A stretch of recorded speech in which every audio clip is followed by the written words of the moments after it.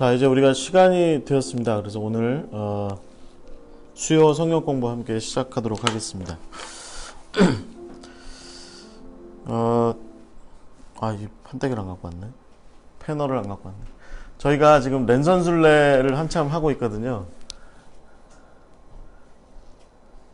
랜선 순례 없어요? 전사님?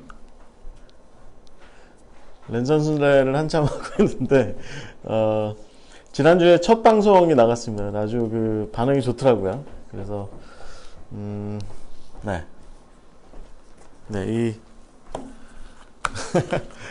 랜선 순례 저희 토비아 선교회 그 유튜브 방에 오시면 여러분이 방에 앉으셔서 사진과 영상과 이야기를 통해서 순례를 하실 수 있습니다.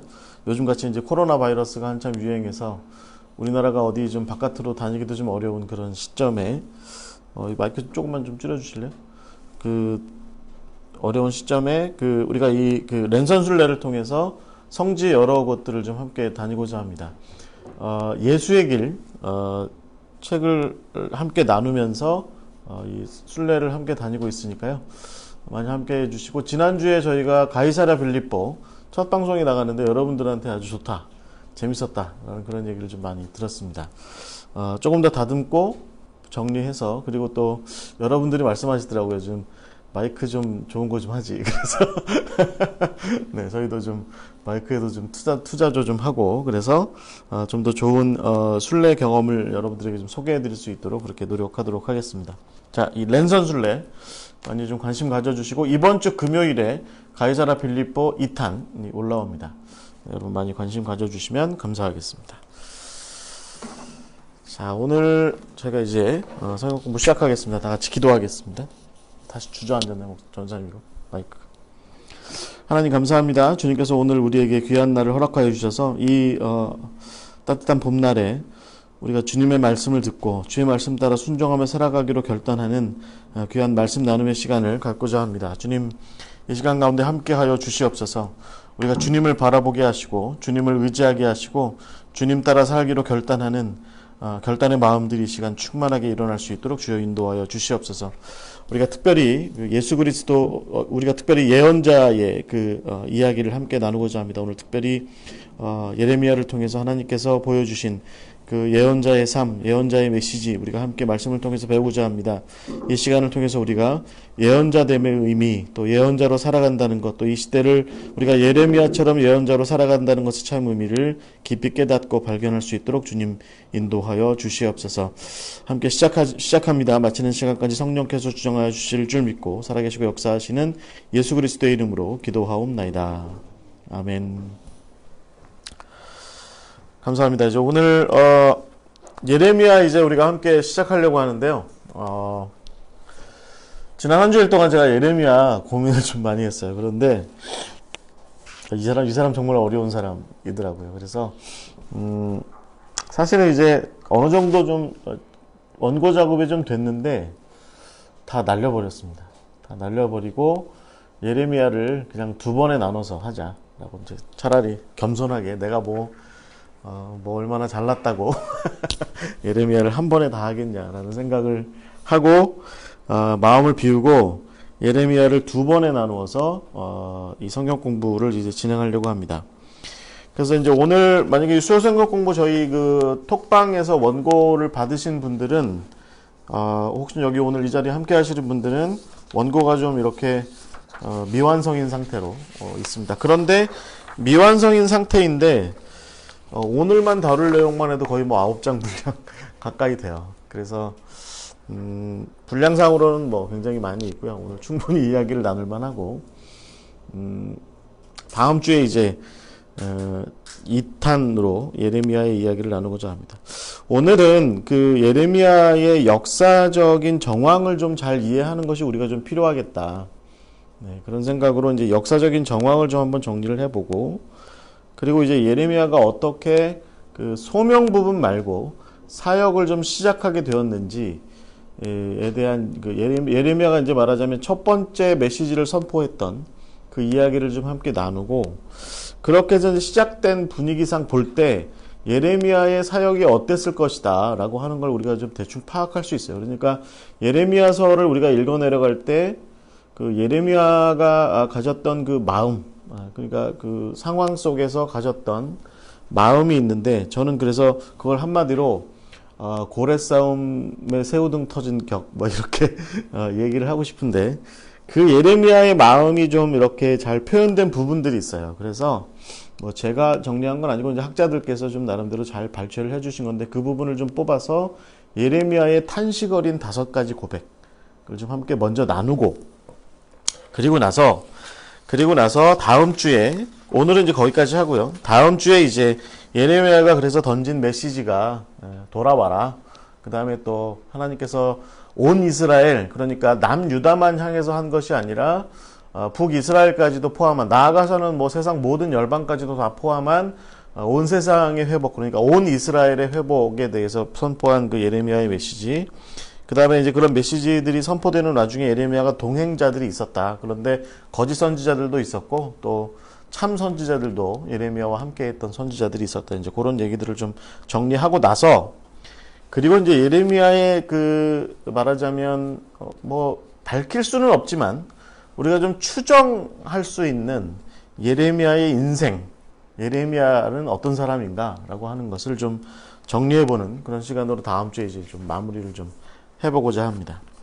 사실은 원고를 보시면 제가 이제 다음 주에 나눌 예레미야는 어떤 사람이었냐라고 하는 것을 이야기할 때, 그 사람은 온몸으로 예언한, 말하자면 온몸으로 예언한 사람이 바로 이 예레미야였다라고 하는 것을 다음 주에 그래서 결론적으로 좀 함께 이야기를 나눠보고자 합니다.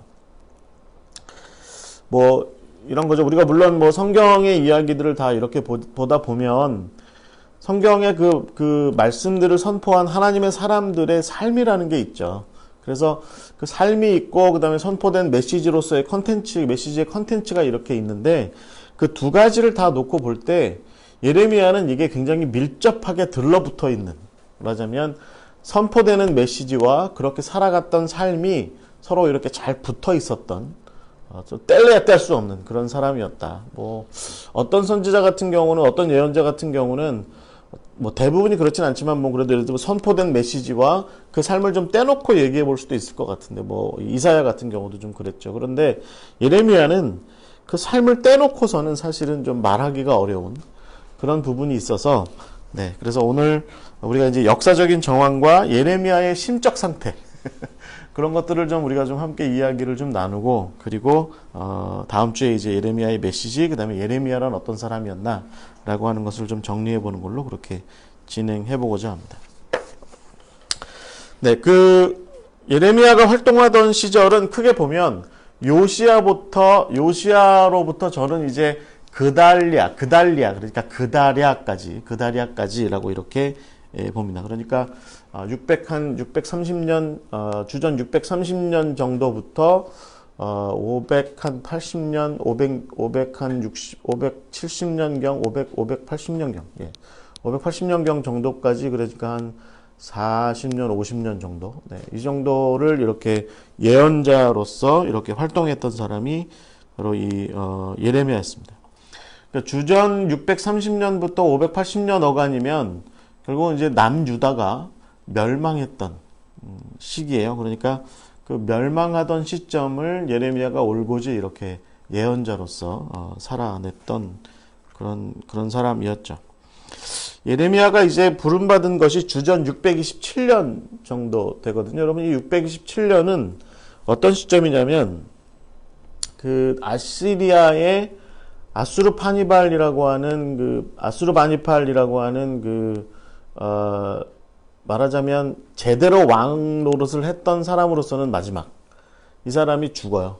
이 시기에, 이 627년에 아시리아의 아수르바니팔이 죽어요. 그리고 아시리아는 급속도로 말하자면 쇠락해져 갑니다. 그러니까 주변 나라에서, 요즘도 우리나라 이렇게 여러분 코로나 바이러스 상황 겪다 보면 주변 나라들이 어떻게 우리나라를 보고 있고 우리나라를 어떻게 상대하는지 보이잖아요. 이렇게 뭐 코로나 바이러스 우리나라가 확 도니까 몇몇 나라들 그 사이에서는 뭐 그 어중간에서는 우리나라한테 뭐 이것도 해주세요 저것도 해주세요 했던 나라들이 막 갑자기 막 국경 폐쇄하고 모른 채 하고 막 이런 행동들 막 하게 되잖아요.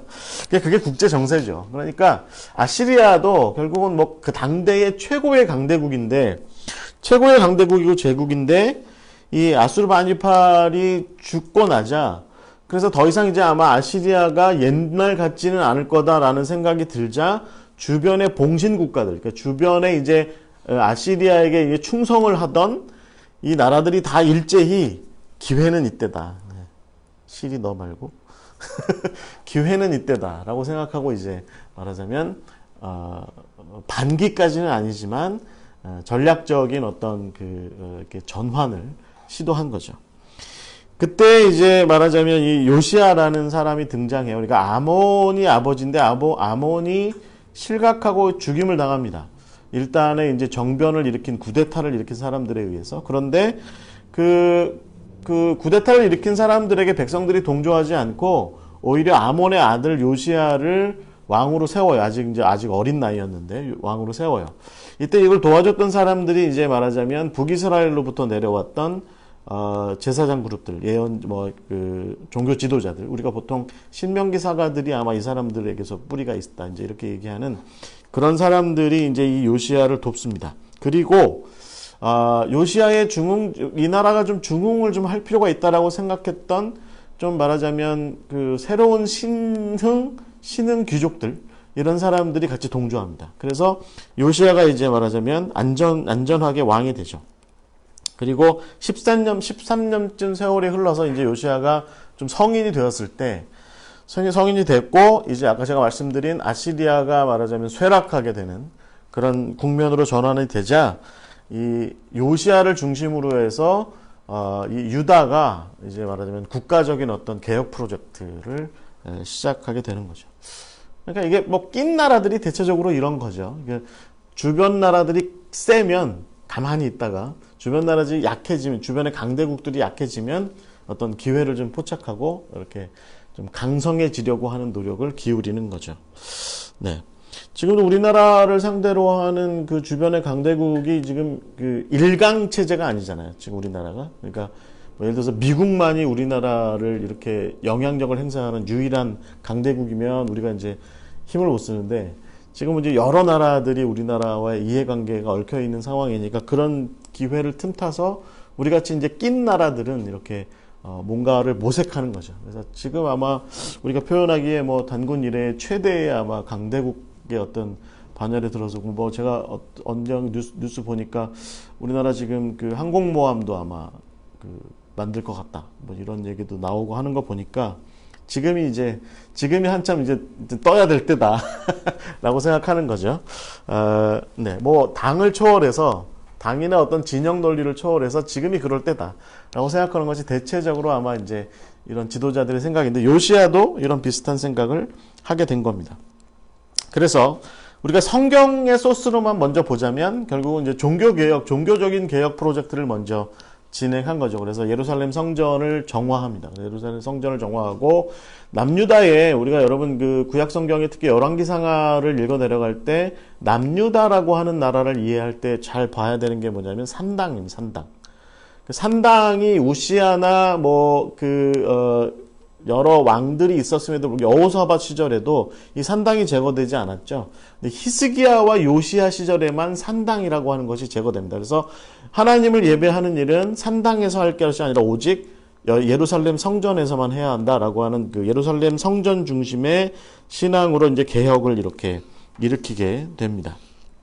그리고 아울러서 아시리아가 점점 쇠락해지니까 아시리아가 정복했던 북쪽의 사마리아를 비롯한 옛날에 그러니까 열지파가 살던, 그러니까 북이스라엘이 차지하고 있던 그 땅들에 대해서도 요시아가 본격적으로 고토 회복 작전 이런 정책을 써요. 그래서 북이스라엘 왕국이 옛날에 차지하고 있던 땅들을 다시 이제 이렇게 획득하고 차지하고 이렇게 하고, 특별히 이제 예를 들면 저쪽 굉장히 솔로몬 시절에도 중요하게 여겼던 무깃도 같은 데에 대한 영향력 이런 데도 이제 확보하게 되죠. 그렇게 돼서 이제 종교 개혁도 잘 하고, 그리고 이제 그 북이스라엘도 이제 뭐 차지한 땅에 대해서는 종교적인 어떤 개혁 프로젝트를 진행하고, 그 땅에 살고 있는 유대인들은, 그 땅에 살고 있는 이스라엘 백성들은 다 예루살렘 쪽으로 와서 예배를 드릴 수 있도록 하는 그런 일련의 조치들도 다 그렇게 시행하게 되는 거죠. 그렇게 해서 이제 그 628년, 617년부터 이제 종교개혁을 일으켜서 한 610년까지 이게 잘 이렇게 진행이 됩니다. 그 와중에 이제 주변 정세가 말하자면 좀 많이 바뀌게 돼요. 그래서 이 주변 정세가 그 남유다한테 꼭 이렇게만 돌아가지는 않았습니다. 그 다음부터는. 그러니까 아시리아가 쇠락하게 되면서 그러니까 627년에 아수르 바니팔이 그렇게 죽고 나서, 그리고 이제 그 아시리아의 세력이 급격하게 몰락하면서 말하자면 신흥 강대국이 등장하기 시작한 거죠. 그게 뭐냐면 이제 우리가 알고 있는 성경에 나오는 이제 바벨론이죠. 바빌론. 그래서 우리가 역사적으로는 신바빌로니아라고 이렇게 이야기합니다. 아수르 시절에 아수르의 수도는 니느웨였습니다. 그래서 메소포타미아의 두 강, 티그리스와 유프라테스 강 약간 중북부 지역에 이제 니느웨가 위치해 있어요. 요나도 방문했던 니느웨가 위치해 있었어요. 그런데 그보다 이제 약간 하류 쪽에 우리가 잘 알고 있는 유명한 바벨론이라는 도시가 있었고, 이 하류 쪽은 원래는 이제 뭐 수메르 사람들이 좀 살고 있었는데, 나중에 뭐 점점 이게 뭐 이제 세월이 흘러가면서 뭐 우리가 알고 있는 아모리 사람들도 차지하고 엘람 사람들도 차지하고 뭐 이런 세월이 거쳐 지나가다가 거기에 누가 정착하기 시작하냐면 아람이라고 부르는 일종의 유목민들, 아모리죠. 아모리의 일족인데 나중에 아람이 되고, 아람 사람의 또 일족인 갈대아라고 하는 사람들이 이쪽 지역으로 내려와서 이제 정착을 하고 살기 시작해요. 그래서 아수르에서도 이 갈대아가 굉장히 아주 그 강성한 그 부족이고 민족이고 하니까 이쪽의 지도자들을 세워서 바벨론을 통치하도록 합니다. 그러니까 말하자면 제후가 되게 한 거죠. 제후가. 동양식으로 얘기하면 제후가 되게 한 거죠. 그래서 이 갈대아 사람 중에 그 아수르 바니팔 시절에 바벨론의 제후가, 그러니까 바벨론의 왕, 뭐 정확하게 얘기하면 총독쯤 됐을까요? 뭐 요런 사람이 됐던 사람이 누구냐면 이제 그 나보폴라살이라는 사람이 있었는데, 이 사람이 북쪽의 니느웨가 이제 정세가 심각하게 돌아가고 아수르 바니팔이 이제 죽었다는 얘기를 듣자 바로 말하자면 봉기를 일으켜요. 그래서 바벨론에서 아시리아 세력을 몰아냅니다. 그리고 바벨론이라는 나라를 이제 말하자면 세워요. 그러니까 바벨론이라는 나라는 그 옛날부터 있었던 거죠. 뭐 함무라비 시절부터, 그거보다 한 1000년, 1500년 전부터 이미 바벨론이라는 나라는 있었고, 이제 나볼폴라살이 이제 새로 갈대아 사람들을 중심으로 나라를 세웠는데, 바벨론이라고 하는 이쪽 그 메소포타미아 하류 지역은 바벨론이라는 나라가 세워져야 돼라고 생각하고 이제 바벨론을 세운 거죠. 이성계가 나라를 개국했는데 나라 이름을 뭘로 했죠? 조선이라고 했잖아요. 그거는 옛날에 이 땅에 조선이라는 나라가 원래 있었던 그 나라가 있었으니까, 단군이 세운 그 나라가 있었으니까 그 나라 이름을 우리는 그대로 본받아서 우리는 조선이야, 이렇게 한 거지 뭐 특별한 다른 이유가 없는 거하고 비슷한 일입니다. 그리고 나서 이제 이 612년 정도에 이를 때까지 계속해서 북쪽의 아시리아와 남쪽의 바벨론이 서로 이제 말하자면 계속 이제 경쟁 관계로 들어서고, 근데 뭐 아시리아는 점점 쇠락해져 갔고, 바벨론은 옆에 이제 지금 이란 쪽에 있는 메디아라고 하는 나라, 나중에도 이제 이 메디아가 페르시아를 도와서 메데와 바사, 성경에 나오는 메데와 바사의 그 메데죠. 그러니까 메디아와 더불어서 이 나보폴라살이 아시리아를 완전히 무너뜨려요. 이게 이제 612년 정도의 일입니다. 그래서 이때 이제 혁혁한 공을 세운 사람이 누구냐면 나보폴라살의 아들 느부갓네살입니다. 느부갓네살이 이제 나보폴라살의 아들인 거죠. 그런데 이쪽에 또 다른 강대국이 하나 더 있었어요. 그게 어디냐면 이집트입니다. 성경에 이제 애굽이라고 나오는 파라오가 다스리는 이집트입니다. 이 이집트가 사실은 이제 기원전 한 1400년, 그러니까 우리 그 성경의 사람들이 출애굽해서 가나안에 정착하고 소위 한 1000년, 한 7, 800년 이 정도 세월이 흘러가면서 이집트는 점점 쇠락해져 가요. 점점 쇠락해져 가고 국제적으로는 힘을 잘 못 씁니다. 그러나 여전히 강대국이었어요. 그러니까 한 600년쯤, 기원전 600년쯤 됐을 때 아시리아가 쇠락해져 가는 꼴을 보고 있으니까 이 이집트의 느고 2세가, 느고라고 하는 왕이, 성경에도 나오는 느고 왕이 가만히 보니까 지금이 기회인 거죠. 그래서 지금이 그러면 우리가 이 비옥한 초승달이라고 얘기하는, 그다음에 레반트 지역, 그러니까 지금 이스라엘과 레바논과 시리아가 있고 있는 그런 지역을 포함해서 저쪽 말하자면 페니키아가 있는 지역까지 다 해서 우리가 좀 세력권을 좀 확장할 때다라고 해가지고 이 느고가 군대를 동원해서 말하자면 갈게미스라고 하는 곳까지 군대를 끌고 올라갑니다. 그래서 거기서 이제 말하자면 세력을 크게 확장해요. 명분은 뭐였냐면 나부콜라살과 느부갓네살의 바벨론이 우리의 아시리아를 저렇게 무너뜨리는 꼴을 보고 싶지 않다. 우리는 아시리아를 돕겠다. 사실은 도울 마음은 없었겠죠. 그런데 아시리아를 돕겠다. 그래가지고 아시리아를 돕는 원정군을 만들어서 말하자면 이제 북쪽으로 올라가서 이제 610년, 609년쯤에 이 갈게미스에서 바벨론 군대와 바벨론과 메디아 연합 군대와 이 이집트와 아시리아 잔존 세력 사이의 전투가 이제 벌어지게 된 거죠. 이때 나부콜라살이 좀 밀려요. 패전했다기보다는 좀 밀립니다. 그래서 느고가 갈게미스를 차지해요. 그쪽 일대를 다 차지합니다. 그리고 나서 이제 이집트의 군대를 거기다 상주시켜요. 그리고 나서 이제 일전에 승전을 했잖아요, 말하자면. 됐어. 그래서 이제 아시리아를 우리가 회복시킬 거야라는 건 명분상으로 그렇게 해놓고 자기 군대를 거기다 이제 주둔시켜 놓고서 이제 돌아오는 길에 올라가던 길에 요시야, 우리의 남유다의 요시야가 무깃도에서 막아세우거든요. 요시야는 말하자면 바벨론 편을 든 거죠. 신흥 강대국 바벨론 편을 든 거예요. 우리는 아시리아 편이나 이집트 편을 들 수 없다. 이제 바벨론 편을 든 건데, 요시아가 그래서 군대를 동원해서 무깃도에서 막아세웠는데 느고한테 집니다. 그래서 이제 여기에서 요시아가 609년에 전사하고, 이제 느고는 계속 올라가서 갈게미스에서 전투를 치르고 나름대로 승전을 하고, 다시 돌아오는 길에 말하자면 요시아가 이제 죽었잖아요. 남유다의 왕이 새로 세워져야 되잖아요. 요시아는 무깃도로 전투를 치르러 갈 때 자기 아들 중에 이제 여호아하스라고 있었습니다. 여호아하스에게 왕권을 물려줄 것에 대해서 이제 확고하게 해놓고 갔는데 거기서 전사한 거죠. 요시아의 시신이 이제 돌아오게 됐을 때 여호아하스가 말하자면 남유다의 왕이 된 거예요. 근데 아버지 요시아와 더불어서 같이 아무래도 이제 바벨론에게 좀 친바벨론적인 정책을 펼치겠다, 이제 이런 계획을 계속 가지고 있었겠죠. 그러니까 느고가 내려오던 길에, 본국으로 돌아가던 길에 남유다에 쳐들어갑니다. 예루살렘에 쳐들어가서, 그래서 거기에서 말하자면 여호아하스를 폐위시켜버려요. 그 여호아하스를 꽁꽁 묶어가지고 이집트로 데려갑니다. 그리고 그 자리에다가 누구를 세우냐면 여호야김이라고 하는 왕을 거기다 이제 여호아하스의 동생이에요. 그러니까 요시아의 아들인데 여호야김을 이제 거기다가 이제 이스라엘의 남유다의 왕으로 이제 세워둡니다.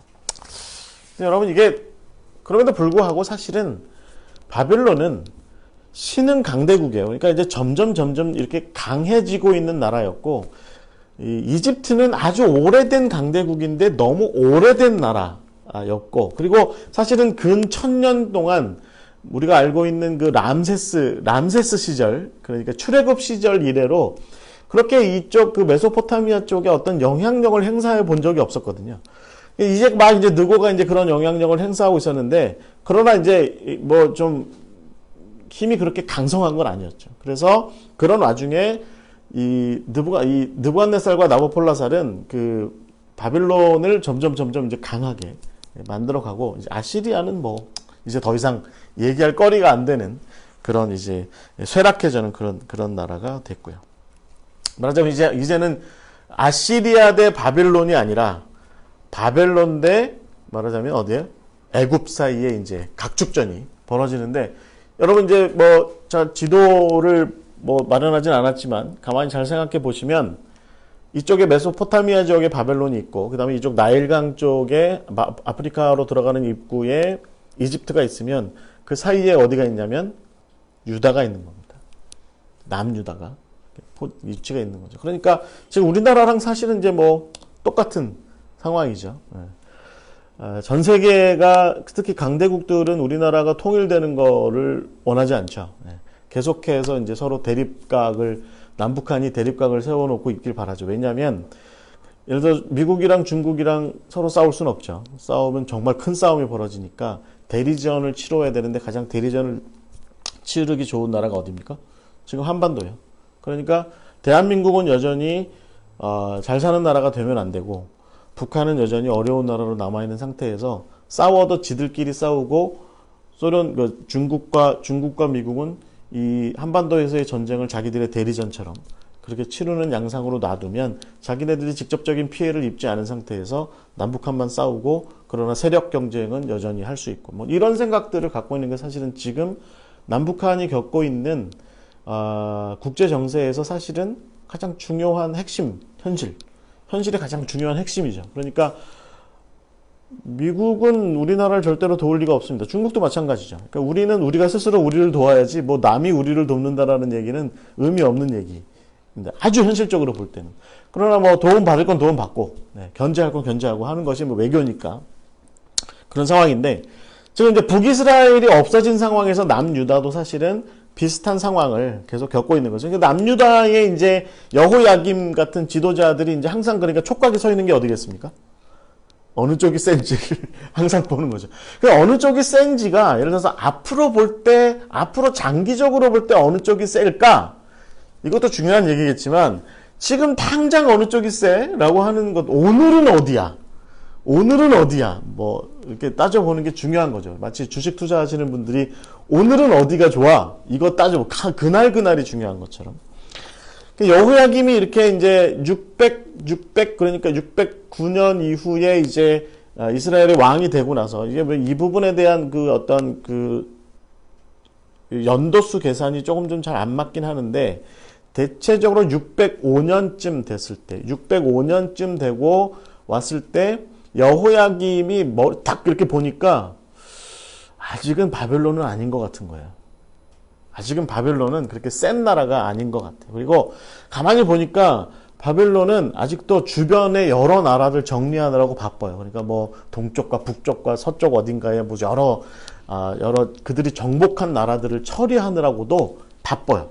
근데 그런데 비해서 애굽은 뭐 그런 어떤 정복 전쟁이나 그런 건 없고 그러나 강대국이고 자기네들을 보호해 줄 것 같거든요. 그러니까 여호야김을 비롯한 유다의 지도자들이 특히 느고에 의해서 세워진 친애굽적인 성향의 지도자들이 애굽 편에 서자라고 하는 얘기를 공공연히 굉장히 이제 많이 하게 된 거죠.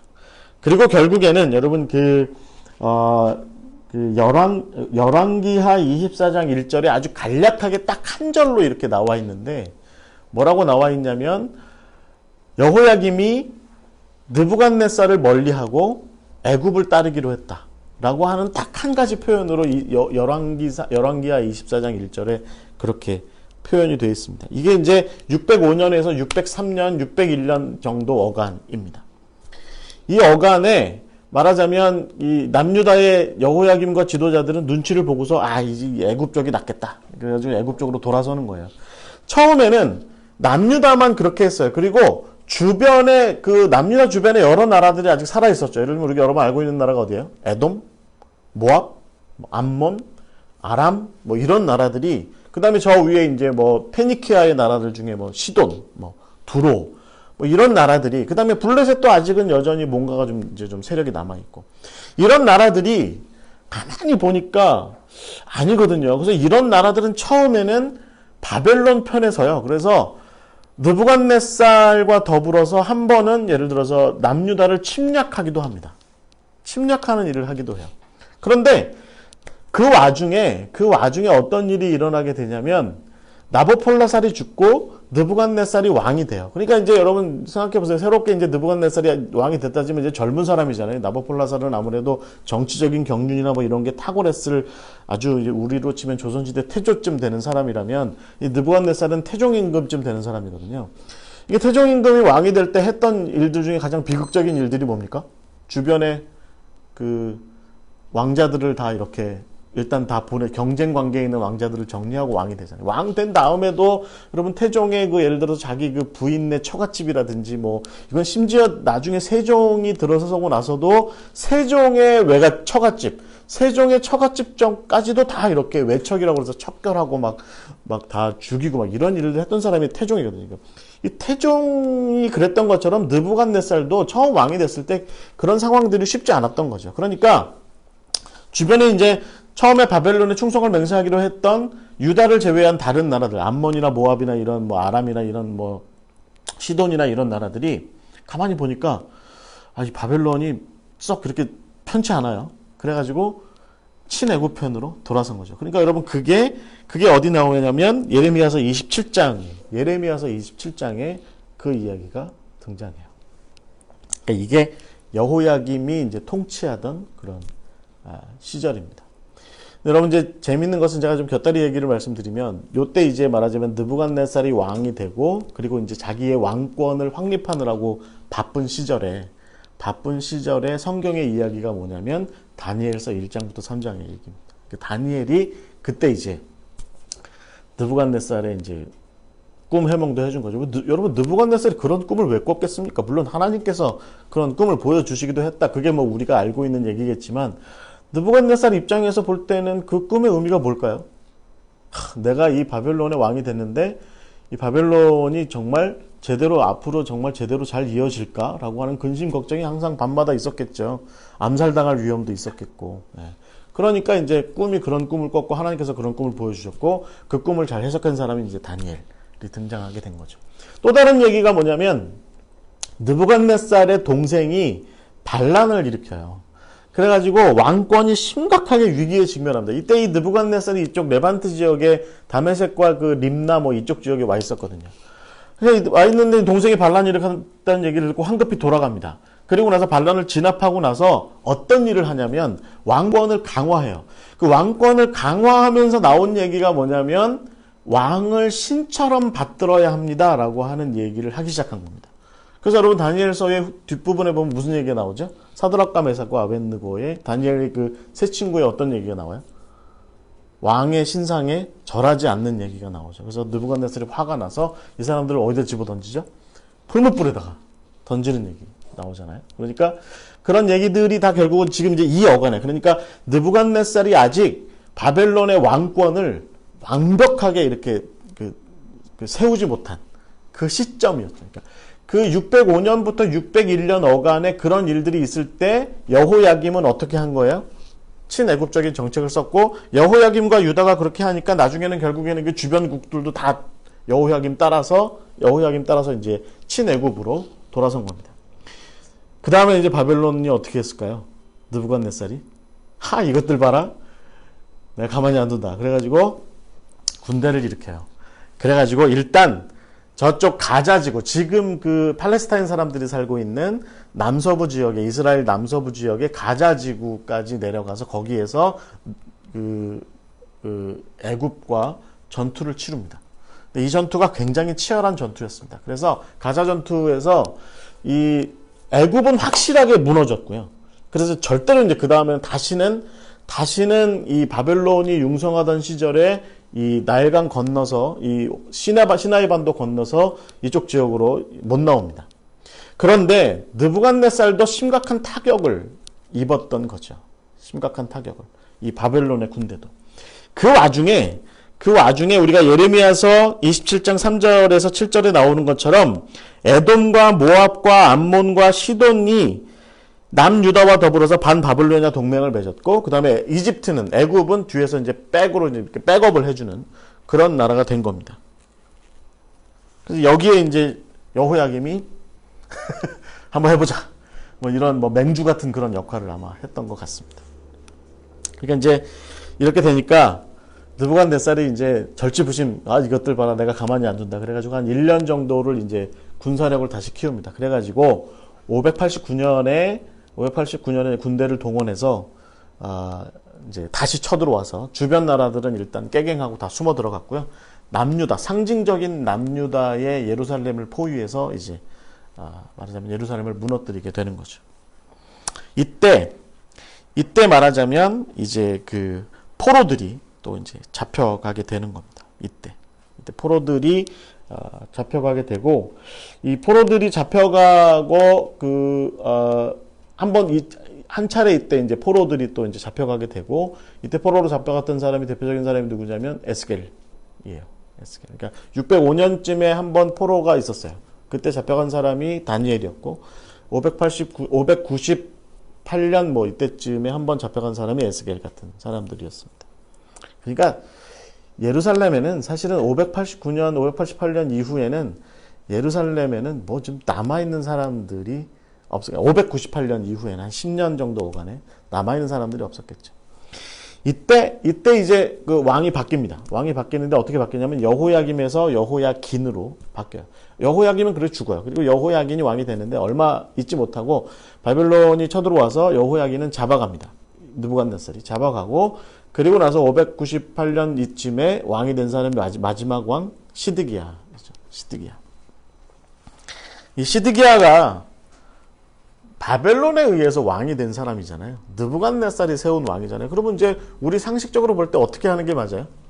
느부갓네살의 말을 듣고 친바벨론 입장을 쓰는 게 맞는데, 문제는 뭐냐면 이 유다의 정치 세력들은 여전히 친애굽파 사람들이 많았다는 겁니다.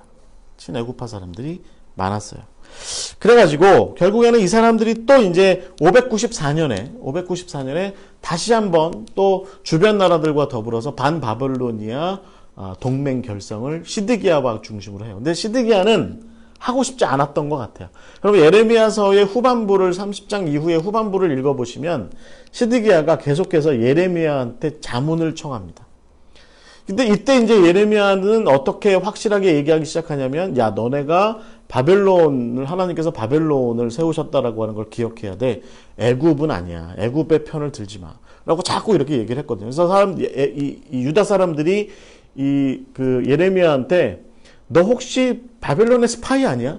뭐 이제 이런 뭐 어떤 모함도 하고, 어떤 뭐 집안일 때문에 이제 예루살렘 성을 나갈 때 뭐 예레미야를 잡아가지고 도망간다. 뭐 이렇게 잡아가지고 뭐 그때 이제 옥에다 가두기도 하고. 근데 옥에 갇혀 있을 때 시드기야가 예레미야한테 뭐 자문도 청하고, 이럴 때 어떻게 해야 돼요? 뭐 이렇게 자문도 청하고 기도도 청하고 이런 일들이 있었어요.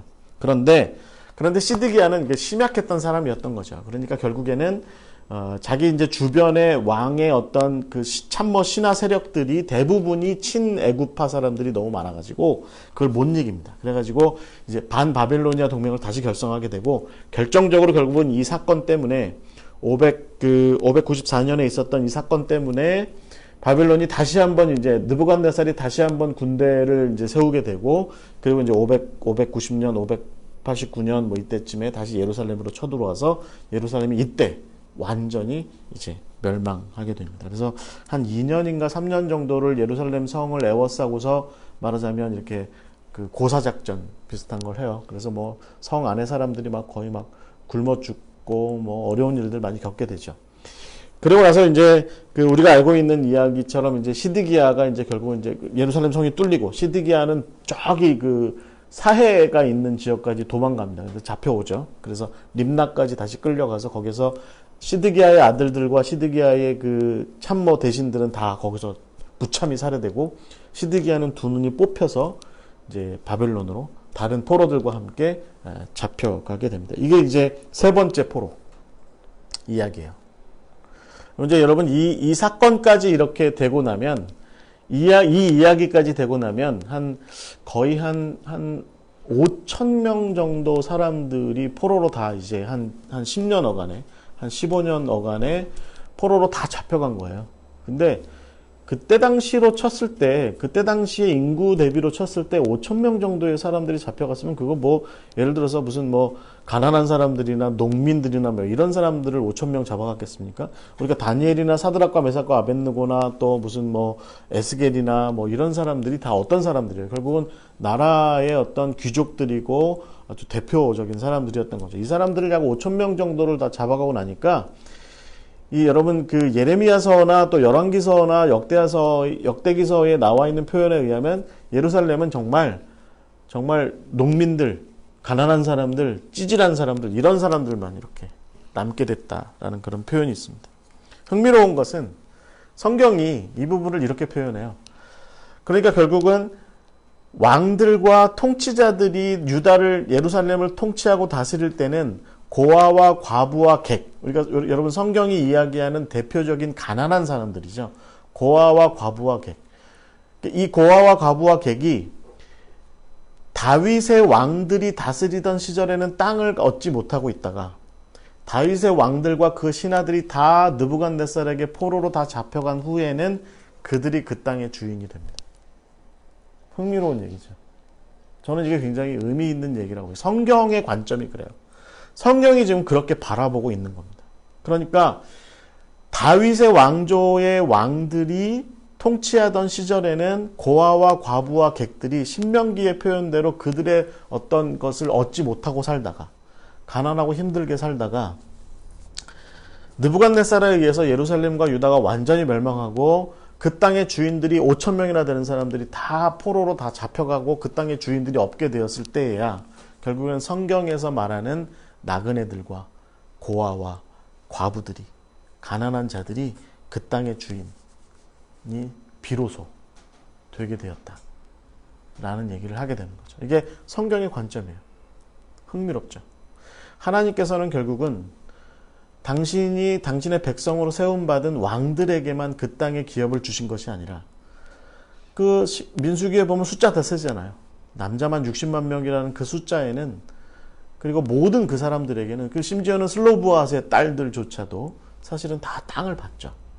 그 땅을 받았던 그 모든 사람들이 결국은 세월이 흘러가면서 다시 다 땅을 뺏기게 돼서 나봇처럼 그 아합 시절의 나봇처럼 땅을 다 다시 뺏기게 되고 노예로 전락하고 종살이로 전락하고 가난한 자들은 점점 더 빈궁하게 됐는데 결국에는 이 다윗의 왕조의 왕들 시드기야를 대표로 하는 이 왕들을 느부갓네살이 포로로 다 잡아가고 나서 그 나라의 통치자들을 다 끌어다 잡아가고 나니까 그 땅에 남아있는 자들이 기어코 이제 그 땅의 진정한 주인이 되었다. 성경의 이상이 어떻게 보면 그렇게 하나님의 뜻이 그렇게 돼서야 실현되었다라고 하는 것이 성경이 말하는 굉장히 중요한 관점 중에 하나입니다. 여러분 그리고 나서 우리가 마지막으로 좀 이제 이 역사에서 이 예레미야의 이야기를 다루길 때 역사에서 중요하게 봐야 되는 게 뭐냐면 다 이제 포로로 잡아가고 예루살렘이 완전히 멸망하고 무너지고 나서 바벨론 사람들이 예루살렘이 아니라 미스바를 중심지로 삼아요. 미스바를. 그리고 나서 거기에 그달리아 혹은 그다랴라고 부르는 사람을 총독으로 세웁니다. 이게 이제 대제사장 그의 아들이죠. 사반이랑 형제죠. 예레미야의 제자였던 사반의 형제였던 그 사람이 이제 통치자가 됩니다. 이 사람이 그 예레미야서에 나온 대로 하자면 이 사람이 굉장히 선정을 잘 베풀었어요. 그러니까 뭐 총독, 왕은 아니고 총독이지만 선정을 잘 베풀어서 그나마 이제 이 유다 땅과 이 이스라엘에 남아있던 이스라엘의 자손들이 미스바를 중심으로 모여듭니다. 그래서 거기 성경의 예레미야서의 표현대로 하자면 그 땅의 소산물들을 그들이 넉넉하게 먹고 살게 되었다. 이렇게 얘기해요. 그러니까 여러분 이 그달리아를 통해서 예레미야는 뭘 얘기했냐면 이제 너희들이 남은 자들이야. 그러니까 너네들을 통해서 하나님께서 또 나름대로 새로운 일들을 할 테니까 너희들은 그 땅에서 열심히 이 땅에서 떠나지 말고 열심히 살아야 돼. 이렇게 얘기했는데 그만 이 그달리아가 이스마엘이라고 하는 사람에게 암살돼요. 이게 이제 여러분 예레미야서 41장에 나오는데 이 이스마엘이 누구냐면 시드기야의 말하자면 친척이었던 거죠. 그러니까 왕족이었던 거죠. 왕조. 그러니까 여러분 이 열왕기서와 그 다음에 예레미야서가 이 이스마엘이 그다랴를 죽였다라고 하는 이야기를 덤덤하게 이야기하는 것 같지만 그렇지 않습니다. 그러니까 특히 예레미야서가 이 부분을 강조하고 있는 것은 의미가 있는 거예요. 그러니까 하나님께서는 다윗 왕조를 무너뜨리셨는데 그 다윗 왕조에 남아있던 잔존 세력 중에 이스마엘이 그다랴를 죽인 거다. 하나님께서 또 세우신 그 땅의 남은 자들을 위해서 당신의 백성들 궁핍하여 불쌍한 남은 백성들을 위해서 세우신 지도자 그다랴를 이스마엘이 죽였다. 근데 이 이스마엘이 누구의 사주를 받냐면 암몬의 사주를 받습니다. 암몬의 사주를 받아요. 그리고 나서 결국 이제 이 사람이 또 바벨론의 군대들도 다 죽이고 또 북쪽으로부터 내려온 예루살렘 성전이 파괴됐는데도 불구하고 예루살렘 성전을 좀 순례하려고 왔던 이스라엘 자기 동족들도 막 80명 다 죽여가지고 구덩이에다 던져버리고 뭐 이런 일들을 하죠. 그래서 결국은 이 사람은 암몬으로 도망가고, 왜냐면 이제 바벨론이 다시 군대를 동원해가지고 그 문제를 해결하러 왔거든요. 그래서 성경에는 잘 등장하지 않지만, 그리고 학자들 사이에 견해 차이가 있지만 네 번째 포로가 또 이때 또 생겼다. 그래서 그나마 남아있던 사람들조차도 지도자들을 다 잡아가지고 또 바벨론으로 이때 네 번째로 잡아갔다. 뭐 이런 얘기가 있어요. 이때 이제 남아있던 사람들이 이제 말하자면 그 요하난이라는 사람도 있었어요. 그래서 요하난이 처음에는 이 이스마엘이랑 가담해서 그달리아 세력을 형성했었는데, 그렇다고 이제 그 암살하는 거에 가담한 건 아니었고, 그래서 이제 요하난이 나머지 사람들을 모아가지고 바벨론 사람들이 무서워가지고 어디로 도망가냐면 이집트로 도망가요. 이집트로 도망갈 때 그때 예레미야한테 예언을 청탁하는데, 예언을 부탁하는데, 이렇게 뭐 예레미야가 가지 말라고 했어요. 근데 그 말을 듣지 않고 예레미야까지 끌고, 그 다음에 예레미야의 제자였던 바룩까지 끌고 이집트로 갑니다. 그래서 마지막 예레미야의 예언이 어디에서 이루어지냐면 이 이집트에서, 이집트로 간 하나님의 이스라엘 사람들, 하나님의 백성들, 그들을 위한 예언들이 이 43장, 44장 예레미야서 뒷부분에 이렇게 등장하게 되는 거죠. 여러분, 이게 좀 굉장히 긴 얘기로 이렇게 우리가 함께 나누었지만, 여러분 어떻게 생각하세요? 이 이야기가, 제가 이제 이 이야기를 이렇게 쭉 말씀드린 이유가 뭐냐면, 예레미야가 예언자니까, 우리나라 무슨 어디 태백산에서 이렇게 거주 많이 하신다는 무당님들하고 그렇게 같이 보시면 안 된다는 겁니다. 예레미야를. 그러니까 그분들은 세속을 탈피해서 거기가 계신 거죠. 거기 가서 우리가 그분들을 찾아서 거기까지 가야 그분들이 말씀하시는 선지와 예언을 들을 수가 있는데, 이 예레미야는 지금 제가 말씀드린 그러니까 630년부터 580년 정도까지 한 50년 정도의 이 세월, 50년 정도의 세월을 올고지 예루살렘에서 버텨낸 사람이라는 겁니다.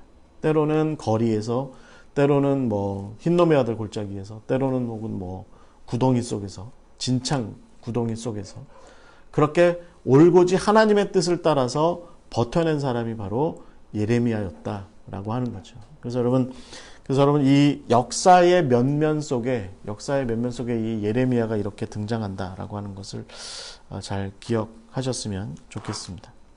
그럼 예언자라고 하는 사람들을 어떻게 생각하세요? 결국은 예언자라는 사람들은 어떤 사람들이냐면,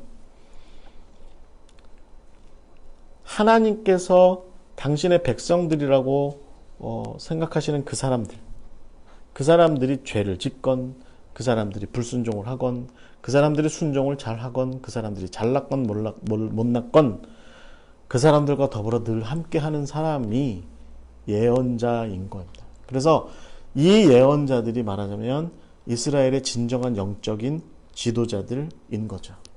네. 한국교회가 생각해 봐야 될 문제가 많이 있어요. 그러니까 오늘 현대교회가, 한국교회뿐만 아니라, 내가 주일학교에서 반 아이들을 가르치는 사람이건, 아니면 한 개 부서를 맡고 있는 전도사건, 아니면 교회를 맡고 있는 목회자건 장로건, 우리가 마땅히 서 있어야 되는 자리는 어디냐면 그들의 자리입니다. 그들이 서 있는 자리. 그래서 하나님께서 그들을 향해서 말씀하실 때 그들 가운데 있는 것이 맞다는 거죠. 그들 가운데. 그렇게 해서 핍박을 당할지언정, 그렇게 해서 곤경에 처할지언정, 그렇게 해서 어려움을 당할지언정, 그들과 하나님께서 당신의 양이라고 말씀하시는 그 양들과 더불어 늘 함께 할 줄 아는 사람들이 바로 예언자이다 라고 하는 것이죠. 그런 얘기를 근거로 해서 볼 때 예레미야의 메시지는 몇 가지로 좀 정리해 볼 수 있는데요. 저는 오늘 두 가지를 좀 한번 정리를 해보려고 그래요. 첫 번째는 뭐냐면 성전에서 외친 예레미야의 선언, 어떤 예언이 있고요. 첫 번째, 예레미야가 처음으로 이제 사람들 앞에서 했던 얘기예요. 두 번째는 뭐냐면 그런 가운데 예레미야가 겪었을 마음의 상태들에 대해서 오늘은 좀 먼저 이야기를 좀 나눠보고자 합니다. 예레미야서를 읽어 내려갈 때 여러분 이제 갖고 계신 자료 혹시 보시면 3페이지를 보시면 예레미야서를 읽어 내려갈 때 중요한 것은 그 예레미야가 예언 활동에 있어서 어떤 역사적인 맥락과 함께 했던 두 축이 있어요. 하나는 뭐냐면 요시야 왕 시절인데 요시야 13년. 그러니까 제가 아까 말씀드린 주전 628년, 627년 어간입니다. 그 다음에 두 번째가 뭐냐면 여호야김이 다스리던 시절입니다. 여호야김 4년이에요. 여호야김 4년. 이때가 언제냐면 주전 605년에서 601년 이 와중입니다. 이 두 시기를 중심으로 해서 시드기야 시절까지 이어지는 이런 맥락이 이 예레미야 예언의 중심축인데요. 그러니까 요시야 시절에 하나, 그 다음에 또 하나는 여호야김으로부터 시작되는 말하자면 반바빌로니아 행태를 벌이기 시작하던, 그러니까 친애굽적인 행태를 보이기 시작하던 이 두 시기에서 예레미야의 예언이 이렇게 집중되고 있다라는 겁니다. 기억하실 것은 뭐냐면 첫 번째는 요시야 13년, 그러니까 627년은 어느 때입니까? 제가 아까 말씀드린 것처럼 요시야가 한참 개혁을 하고 있었던 때예요. 성전을 중심으로 해서. 성전을 중심으로 해서 개혁을 하던 중에 예레미야가 예언을 한 겁니다. 근데 뭐라고 예언을 했냐면 뽑고 파괴하여 새롭게 건설할 것이다 를 예언한 겁니다. 그러니까 우리로 치면 목사님께서 만약에 성전을 건축하고 계신데 성전을 새롭게 건축하고 계신 열심히 교인들과 열심히 기도하면서 막 성전 열심히 건축하고 있는데 교인 중에 한 분이 내가 여호와 하나님의 말씀을 전하겠습니다. 이 성전이 뽑아지고 파괴되어 새롭게 건설될 것입니다. 지금 한참 짓고 있는데 이런 와중인 거죠. 첫 번째 시점이에요. 첫 번째 시점.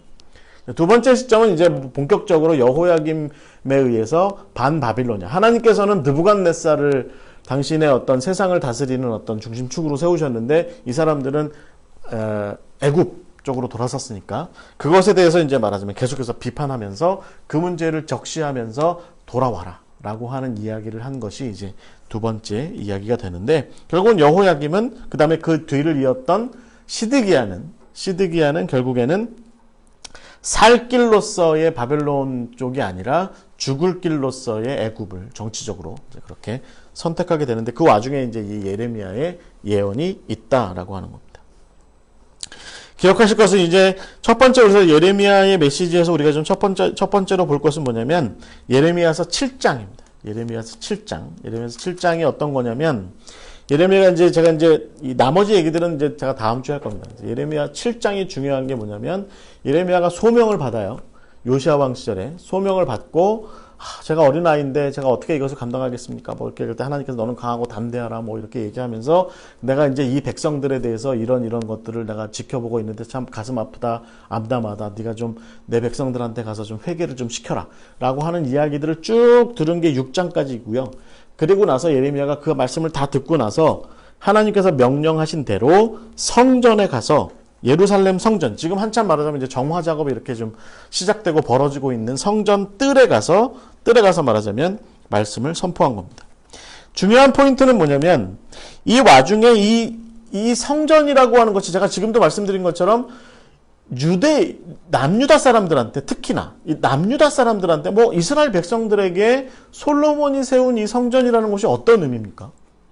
자기들의 영성의 신앙의 중심지겠죠. 그러니까 정치와 경제의 중심지는 예루살렘이고 영성과 신앙의 중심지는 이 예루살렘의 가장 높은 곳에 있는 성전인데 그 성전에 가서 지금 이제 예레미야가 말씀을 선포하고 있는데 여러분 어떤 말씀을 선포하고 있는지 한번 볼까요? 가장 중요한 포인트가 뭐냐면 4장 7장의 이 성전 선포를 듣기 위해서 봐야 되는 한 구절이 뭐냐면 4장 23절입니다. 예레미야서 4장 23절.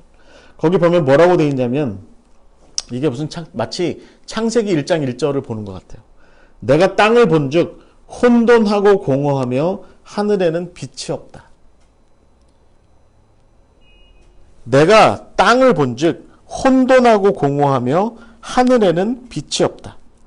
이게 지금 하나님과 예레미야가 요시야와 성전 개혁가들이 지금 한참 열심히 개혁 작업을 하고 있는 예루살렘과 유다, 거기를 바라보고 있는 관점인 겁니다.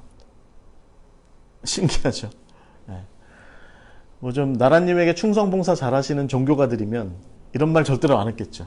그렇죠? 지금 뭐 빛이 일어나고 있고 하나님의 천사들이 예루살렘을 둘러싸고 있고 막 이런 소리를 했을 텐데 예레미야는 성전 앞들에 딱 서서 쳐다본 게 뭐냐면 내가 땅을 본즉 혼돈하고 공허하며 하늘에는 빛이 없다. 이게 바로 예루살렘에 대한 유다 땅에 대한 예레미야의 관점이다라는 것입니다.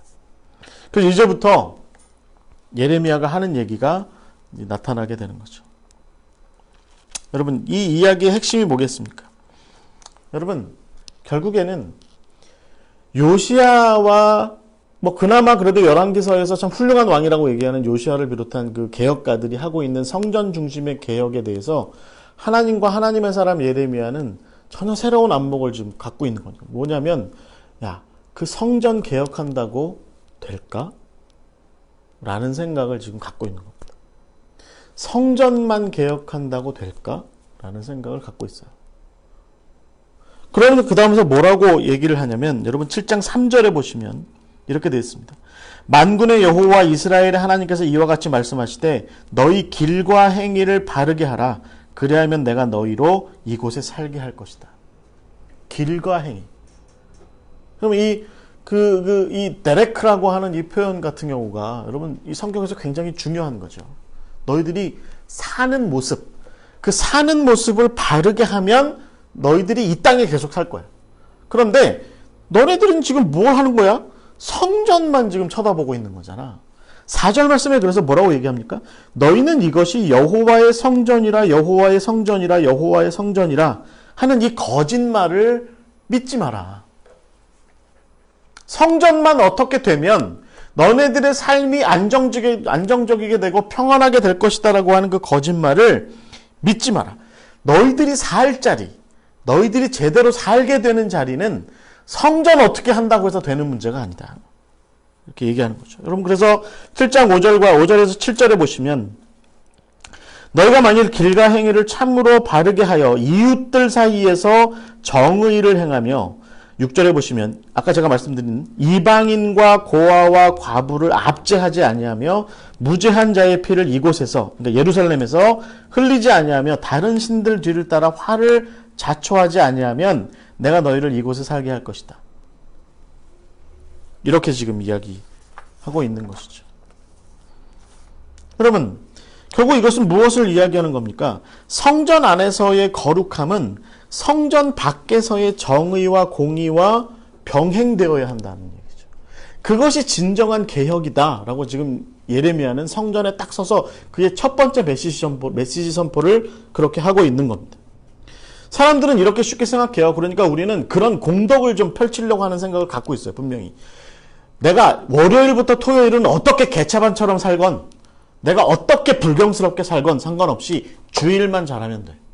주일만 내가 교회에 와서 예배 잘 드리고 헌금 잘 내고 봉사 잘하고 교회를 위해서 교회를 바닥바닥 윤나게 교회를 멋지게 광나게 하면 그러면 다 이게 다 해결될 거야. 라는 생각을 갖고 있는 게 사실은 일반적인 생각들입니다. 일반적인 생각들이에요. 그러니까 사람들의 생각이 대체적으로 그래요. 그러니까 나머지는 다 더러운 상태로 있어도 그냥 어느 한 군데만 좀 깨끗하게 보이면 그래서 사람들이 보기에 깨끗하네 라고 느끼는 정도만 하고 나면 내 인생에는 아무 문제가 없을 거야 라고 생각하는데 사실은 그렇지 않다는 거죠. 우리의 영적인 삶도 마찬가지다라고 하는 거예요. 그래서 여러분 사무엘상 15장 22절에 사무엘이 그 사울한테 뭐라고 얘기해요? 순종이 제사보다 낫다. 순종이 제사보다 낫다 라고 얘기하는 거죠. 그러면 구약을 면면이 흘러내려오는 이야기의 중요한 핵심, 그러니까 우리가 지난주에도 이사야를 통해서도 배웠던 것은 뭡니까? 성전이 중요해? 제사가 중요해? 그 절기 지키고 하는 그런 율법이 그 성전 중심의 그런 어떤 율법적인 어떤 행태들이 중요해? 그거보다 더 중요한 게 있어. 너의 삶에 공평과 정의가 흘러나도록 하는 거야. 내 주변 사람들은 철저하게 가난하게 힘들게 어렵게 배고라서 굶어 죽고 앉아 있는데 너만 여기 앉아가지고서 멋진 기름이 가득한 제물 바치면서 여호와 하나님이 나와 함께 하신다. 나는 아무 일 없다. 나는 괜찮다. 나는 이 성전 가운데 있으니까 좋다. 그게 무슨 소용이냐고 지금 얘기하는 거죠. 그게 무슨 의미가 있냐고 얘기하는 겁니다. 진정한 개혁은 어디에 있는 겁니까? 너의 삶의 길과 행위에 있는 거다라고 얘기하고 있는 거죠. 네, 여러분 예레미야서 26장에 보시면 예레미야가 다시 한번 성전에 서서 선포를 해요. 26장 4절에서 5절에 보시면 이렇게 선포합니다. 너희가 나를 순종하지 아니하며 내가 너희 앞에 둔 내 율법을 행하지 아니하며 내가 너희에게 나의 종 선지자들을 꾸준히 보내 그들의 말을 순종하라 하였으나 너희는 순종하지 아니하였느니라. 그러니까 한 25년 정도 세월이 흐른 후에 여호야김 왕 4년쯤에 예레미야가 다시 성전 앞에 섰을 때는 전에 요시야 왕 시절에 그나마 성전이라도 개혁하던 시절의 어떤 그런 모습보다도 훨씬 더 악해진 상황, 그런 상황이 돼버린 거죠. 그래서 결국 여러분 예레미야서 26장의 6절에 보시면 예레미야가 뭐라고 선언을 하냐면, 야 너희들이 이렇게 중요하게 생각하는 이 예루살렘 성전 이거 옛날의 실로의 모습처럼 돼버릴 거야. 사무엘서에 보면 여러분 실로가 어떤 곳이에요? 하나님의 회막이 있던 곳입니다. 거기에 법궤가 있었어요. 그런데 홈리와 비느하스가 어떻게 합니까? 그 법궤를 가지고 블레셋과의 싸움에 가져가서 법궤를 잃어버리게 되죠. 그리고 나서 여러분 실로는 아무것도 아닌 게 돼버립니다.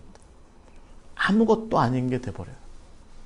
그러니까 여러분 예레미야가 지금 뭐라고 얘기하는 거냐면 너네가 이렇게 귀하게 생각하는 이 성전, 이 예루살렘 이 성전 옛날 실로처럼 될 수도 있어. 옛날 실로처럼 될 거야 라고 지금 이렇게 이야기하고 있는 거죠. 그래서 결국 여러분 이 예레미야의 이야기가 성전 사람들의 심기를 건드리게 되죠. 이게 여러분 결국은 하나님의 말씀을 예언적으로 선포한다라고 하는 것은 그것이 국가 권력이건 그것이 경제적인 권력이건 그것이 사회적인 권력이건 간에 심지어는 그것이 종교적인 권력을 가진 사람들 틈바구니에서도 하나님의 말씀을 선포한다는 것은 쉽지 않습니다. 늘 그런 종류의 모든 종류의 권력가들의 심기를 불편하게 만들기 마련이죠. 동시대에 여러분 예레미야서 26장에 보시면 동시대에 우리야라고 하는 예언자가 있었어요. 이 사람이 예레미야랑 똑같은 예언을 했거든요. 그러자 말토시 하나 다르지 않게 하나님의 말씀을 선포해요. 그러자 이 우리야가 결국은 이 성전 사람들에 의해서 그리고 여호야김이 보낸 어떤 자객들에 의해서 이 사람이 결국은 죽임을 당하게 되죠. 예레미야도 이제 그런 일을 당할 뻔하게 되는데 다행히 이제 도망칠 수 있게 됩니다. 예레미야의 여러분 예레미야서 7장과 예레미야서 26장의 이 성전에서의 선포가 사실은 예레미야의 선포, 그 예언자적 선포에서 굉장히 중요한 축을 갖고 있다라고 하는 것을 우리가 예레미야서를 읽어 내려갈 때 중요하게 봐야 돼요. 예레미야는 기본적으로요, 제가 다음 주에도 좀 말씀드리겠지만 예레미야는 기본적으로 다윗 왕조와 예루살렘 성전, 사독 계열에 의해서 이끌어지고 있었던 그 예루살렘 성전, 그것들이 지속되지 못할 것이다. 온전히 지속되지 못할 것이다 라고 하는 생각을 가진 그런 예언을 한 사람입니다. 기본적으로. 그러니까 나중에 이제 그 역대기서적인 생각을 가진 사람들이 와서 다윗 왕조가 부활한다라고 하는 그런 이야기를 포로기 이후에 했던 사람들의 입장에서 볼 땐 이 예레미야가 사실은 썩 그렇게 마음에 드는 선지자, 예언자는 아니었을 겁니다. 근데 여러분 어찌됐든 제가 이 성전 예언을 우리가 먼저 한번 예레미야의 예언 선포 메시지 중에 가장 우선순위로 한번 봐야 돼라고 하는 이유가 뭐냐면 그 성전이 결국은 예루살렘에 있었고 예루살렘 한복판에 있었고 예루살렘과 성전은 뭘 상징하냐면 다윗 왕조, 다윗과 솔로몬으로 대표되는 다윗 왕조의 핵심 중심점이었다는 것이죠. 그런데 지금 예레미야는 뭘 얘기하고 있습니까? 그게 뭐가 그렇게 중요해? 그거 실로처럼 될 거야. 사울의 집안이 그렇게 실로를 생각하고 했는데 결국에는 다 엘리의 집안도 결국은 그 실로를 그렇게 중요하게 생각했는데 결국은 다 무너졌잖아. 아무것도 안 남았잖아. 예루살렘도 마찬가지가 될 거야. 너네들이 하나님을 마음으로 경외하지 않으니까. 하나님을 중심으로 찾지 않으니까. 하나님이 중심이지 예루살렘과 이 성전이 중심인가? 라고 얘기하는 거죠. 그래서 여러분, 이것이 바로 예레미야가 선포했던 성전 중심, 예루살렘 중심, 성전 중심의 안일한 유대인들, 이스라엘 백성들의 마음을 크게 견책하는, 크게 질책하는 첫 번째 메시지가 될 것 같아요. 두 번째 메시지가 이제 저는 뭐 돌아오라라고 하는 것과 이제 새 언약에 대한 것과 그 다음에 이제 거짓 예언자들에 대한 문제를 이제 계속해서 다뤄야 되는데, 이건 제가 이제 제 어떤 이 준비의 한계로 다음 주에 다루기로 하고, 우리가 사실은 오늘 좀 더 주의 깊게 살펴봐야 될 얘기는 뭐냐면 예레미야의 탄식입니다. 예레미야의 탄식. 학자들은 이 예레미야서 전반에 걸쳐서 예레미야의 탄식이 존재한대요. 그래서 여러분 이 예레미야의 탄식을 한번 가만히 보시면 예레미야의 예언 활동의 어떤 리얼리티를 제대로 볼 수 있습니다. 그리고 예레미야가 하는 예언의 모든 것들, 심지어는 예레미야 애가서 같은 경우까지도 아마 이렇게 좀 두루두루 섭렵해서 이해할 수 있는 폭이 여기서 이렇게 생기게 돼요. 예레미야는 그러니까 여러분, 예레미야서 전반에 걸쳐서 끊임없이 탄식한 사람이었던 겁니다. 제가 바룩이었으면 짜증났을 것 같아요. 아이고, 이 양반 계속 탄식하니까 뭐 이런 식이잖아요. 차라리 태어나지 말걸. 어머니 왜 날 낳으셨나요? 뭐 이런 식이잖아요. 뭐 다 하나님 탓이에요. 당신 탓이에요. 당신이 나를 이렇게 꼬셔가지고 막 이런 얘기를 계속하는 게 지금 예레미야거든요. 그래서 이 예레미야의 탄식을 한번 살펴보면 예레미야가 예언을 사실은 하고 싶어 하지 않은 사람이었다라는 겁니다. 그래서 제가 이 이야기를 다룰 때 여러분 방송을 보시는 분들이나 여기 함께 하시는 분들이나 나는 사실은 하나님 일을 하고 싶지 않았어요. 나는 뭐 목회사역 하고 싶지 않았어요. 나는 교회 교회에서 나 저한테 그런 거 하라고 할 때 별로 하고 싶지 않았어요. 뭐 이런 마음 갖고 계신 분들 한번 좀 이 예레미야의 마음을 한번 따라와 보시죠. 한번 따라와 보시면 나름대로도 이게 은혜가 있습니다. 예레미야서 8장 18절에 보시면 슬프다 나의 근심이여 어떻게 위로를 받을 수 있을까? 내 마음이 병들었다 라고 이렇게 탄식합니다.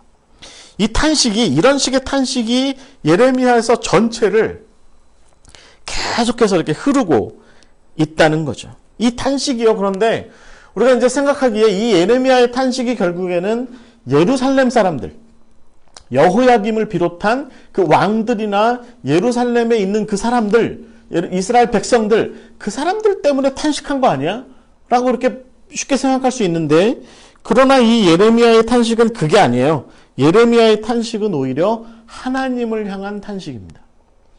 그래서 그 아브라함, 조슈아, 헤셀 같은 경우는 예레미야에 대해서 뭐 다른 선지자들에 대해서도 그렇게 얘기하지만 그 헤셀은 뭐라고 얘기하냐면 예레미야는 완전히 하나님께 압도된 사람, 하나님의 정념, 말하자면 하나님의 열정에 압도된 사람이다라고 하는 거죠. 그러니까 예레미야가 이제 이렇게 부름 받았잖아요. 그리고 나서 하나님께서 뭐 하라고 하는데 하라고 할 때마다 그게 너무너무 힘든 거죠. 그런 거 하라고 할 때마다 하라고 할 때마다 너무너무 힘든 거예요. 그런데 안 할 수는 없고, 근데 또 항상 하나님은 자기보다 앞서가 있어. 무엇이든지 앞서가 있어요. 그러니까 하나님께 맨날 질질질질 끌려다니는 겁니다. 끌려다니면서 안 하면 안 될까요? 해라. 안 하면 안 될까요? 해라. 하라고 했더니 이게 뭐예요? 또 하라고 하고 나서 제가 이러려고 이거 했나요? 뭐 이런 식의 불평을 계속하는 것이 바로 이 예레미야의 모습이다라고 하는 거죠. 중요한 건 예레미야가 하나님께 압도된 사람이다라는 거죠. 첫 번째 탄식이 어디 나오냐면 예레미야서 11장 18절부터 12장에 나옵니다. 11장에 주로 나옵니다. 이 첫 번째 탄식이 뭐냐면, 예레미야가 이제 아까 여러분 제가 말씀드린 성전에서의 외침을 다 하고, 그리고 이제 본격적으로 예루살렘에서 이제 활동을 시작했어요. 그러니까 여러분 성전에서 설교했으니까, 성전에서 그렇게 외쳤으니까 일단 유명해졌겠죠. 요시야는 좀 좋은 왕이었으니까, 참 기특하네. 선지자가, 예언자세요? 아유, 훌륭하시네요. 이제 이렇게 넘어갔을 것 같아요. 근데 이제 이름은 점점 좀 알려졌고, 그리고 이 예루살렘의 그 여호야김 시절을 포함해서 예루살렘에서 이제 이 이름이 점점점 알려질 때에 그 메시지 자체가 항상 성전을 향해 있다. 성전이 무너질 거야. 예루살렘이 무너질 거야. 성전이 무너질 거야. 자꾸 얘기하니까 걱정이 되는 사람들이 나타나기 시작했어요. 그게 누구냐면 예레미야 출신 고향 아나돗 사람들입니다. 고향 사람들이 걱정하기 시작한 거죠. 이 아나돗 사람들은 사실은 뭐 제가 자세한 얘기는 다음 주에 하겠습니다. 아나돗 사람들은 근데 사실은 옛날에 다윗 시절에 아비아달이라고 얘기하는 사독과 더불어 함께 제사장이 되었던 그 사람들, 이 사람의 제사 후손이에요. 근데 이 아비아달이 이 솔로몬이 왕이 되는 걸 반대하거든요. 그래가지고 솔로몬 시절에 실각을 해요. 그래서 쫓겨나요. 어디로 쫓겨났냐면 이 아나돗으로 쫓겨난 거예요. 이 아나돗에 와 있는 사람들은 아비아달의 후손들인 거죠. 그러니까 기본적으로 다윗 왕조에 대해서는 약간 좀 반대적 입장을 갖고 있는 사람들인 거예요. 그 어떻게 보면, 생각해 보면 이 예레미야의 반 예루살렘 성전에 대한 이 예언들이 아나돗 사람들이 크게 환영할 것 같잖아요. 근데 아나돗 사람들은 환영하지 않은 거죠. 왜냐하면 예루살렘의 권력자들이 자기들을 해할까봐 그게 무서웠던 겁니다. 그래서 이 11장에 보시면 너가 그렇게 예언한 것 때문에 우리 동네 사람, 아나돗 동네 사람들이 혹시 크게 해를 입을까 두렵다. 화를 당할까 두렵다라고 얘기하면서 여호와의 이름으로 예언하지 마라. 라고 이렇게 얘기합니다. 예레미야의 마음이 크게 상하게 되죠. 일단 첫 번째는 누구한테 마음 상한 거예요, 이게 지금? 자기 식구들한테 마음 상한 거예요. 아니, 내가 무슨 지금 헛짓거리 하고 있나? 내가 잘못된 거 하고 있나? 하나님의 말씀을 대언하는 거라니까? 아나돗 사람들이 뭐라고 그래요? 아니, 하나님의 말씀 좋은데, 처음엔 그랬겠죠. 좋은데, 우리가 좀 위험해. 근데 예레미야가 계속하니까, 이놈의 자식이, 안 되겠다. 너 아무래도 데려다가 우리가 너를 차라리 없애버려야 되겠다. 죽일 생각까지. 예레미야, 자기 동족, 자기 가족인 예레미야를 죽일 생각까지 하게 된 거죠. 그 예레미야가 여러분 12장 2절에 보시면 이렇게 이야기합니다. 주께서 그들을 심으심으로 그들이 뿌리가 박히고 성장하여 열매를 맺었거늘 그들의 입은 주께 가까우나 그들의 마음은 머니이다. 이렇게 얘기합니다. 탄식하는 거죠. 하나님, 어떻게 해서 이런 일들이 있을 수 있어요? 그들의 입은 주께 가깝지만 그들의 마음은 먼 사람들이잖아요. 근데 어떻게 그들이 더 저보다 제 앞에서 이렇게 저보다 훨씬 더 이렇게 강력하게 그런 모습을 보일 수 있어요. 이렇게 탄식하는 거죠. 그때 하나님께서 예레미야를 이렇게 보듬어 주세요. 그런데 하나님의 보듬으시는 모습을 가만히 한번 우리가 자세히 볼 필요가 있습니다. 5절 말씀해 보세요. 이렇게 얘기합니다. 만일 내가 보행자와 함께 달려도 피곤하면 어찌 능히 말과 경주하겠느냐. 내가 평안한 땅에서는 무사하려니와 요단강 물이 넘칠 때에는 어찌하겠느냐. 내 형제와 아버지의 집이라도 너를 속이며 내 뒤에서 크게 외치나니 그들이 내게 좋은 말을 할지라도 너는 믿지 말지니라. 그래서 지금 예레미야는 하나님 쟤네들이 나 죽이려고 그러는데 어떡하죠? 이렇게 이제 어린 마음이지. 아직 어린 마음이지. 이렇게 얘기하니까 하나님께서 뭐라고 얘기하세요? 야, 마라톤 할 사람이 100m 달렸다고 힘들었다고 지금 내 앞에서 지금 힘들다고 그러는 거야? 지금 이렇게 말씀하시는 거예요. 야, 100m 앞으로 42.195km를 달려야 되는데 100m 달리고 와서 내 앞에서 힘들다고 얘기하는 거야? 뭐 하는 거야, 지금? 예레미야가 뜨악했겠죠. 아이고야. 예레미야가 이제 난감했을 것 같아요. 난감한 마음이 들었을 것 같아요. 여러분 같으면 어떤 생각이 들었을 것 같아요? 여러분 교회 목회자, 여러분 교회 지도자, 여러분을 이끌어 가시는 어떤 지도자가 여러분이 밤새 열심히 일했는데 그래서 그 다음날 힘들어 죽게 이렇게 앉아 있는데 딱 와가지고서 야, 하룻밤이라고 그렇게 힘들어? 앞으로 열흘을 밤을 새야 되는데 이렇게 얘기하면 마음이 어때요? 난감하죠. 네, 난감합니다. 저희 선교회에도 이런 것 때문에 항상 난감해 하시는 전사님이 저 뒤에 앉아 계세요. 난감해 합니다. 난감합니다. 이게, 그런데 어찌됐든 예레미야의 첫 번째 고백입니다. 그래서 그가, 하나님, 이게 도대체 무슨 까닭입니까?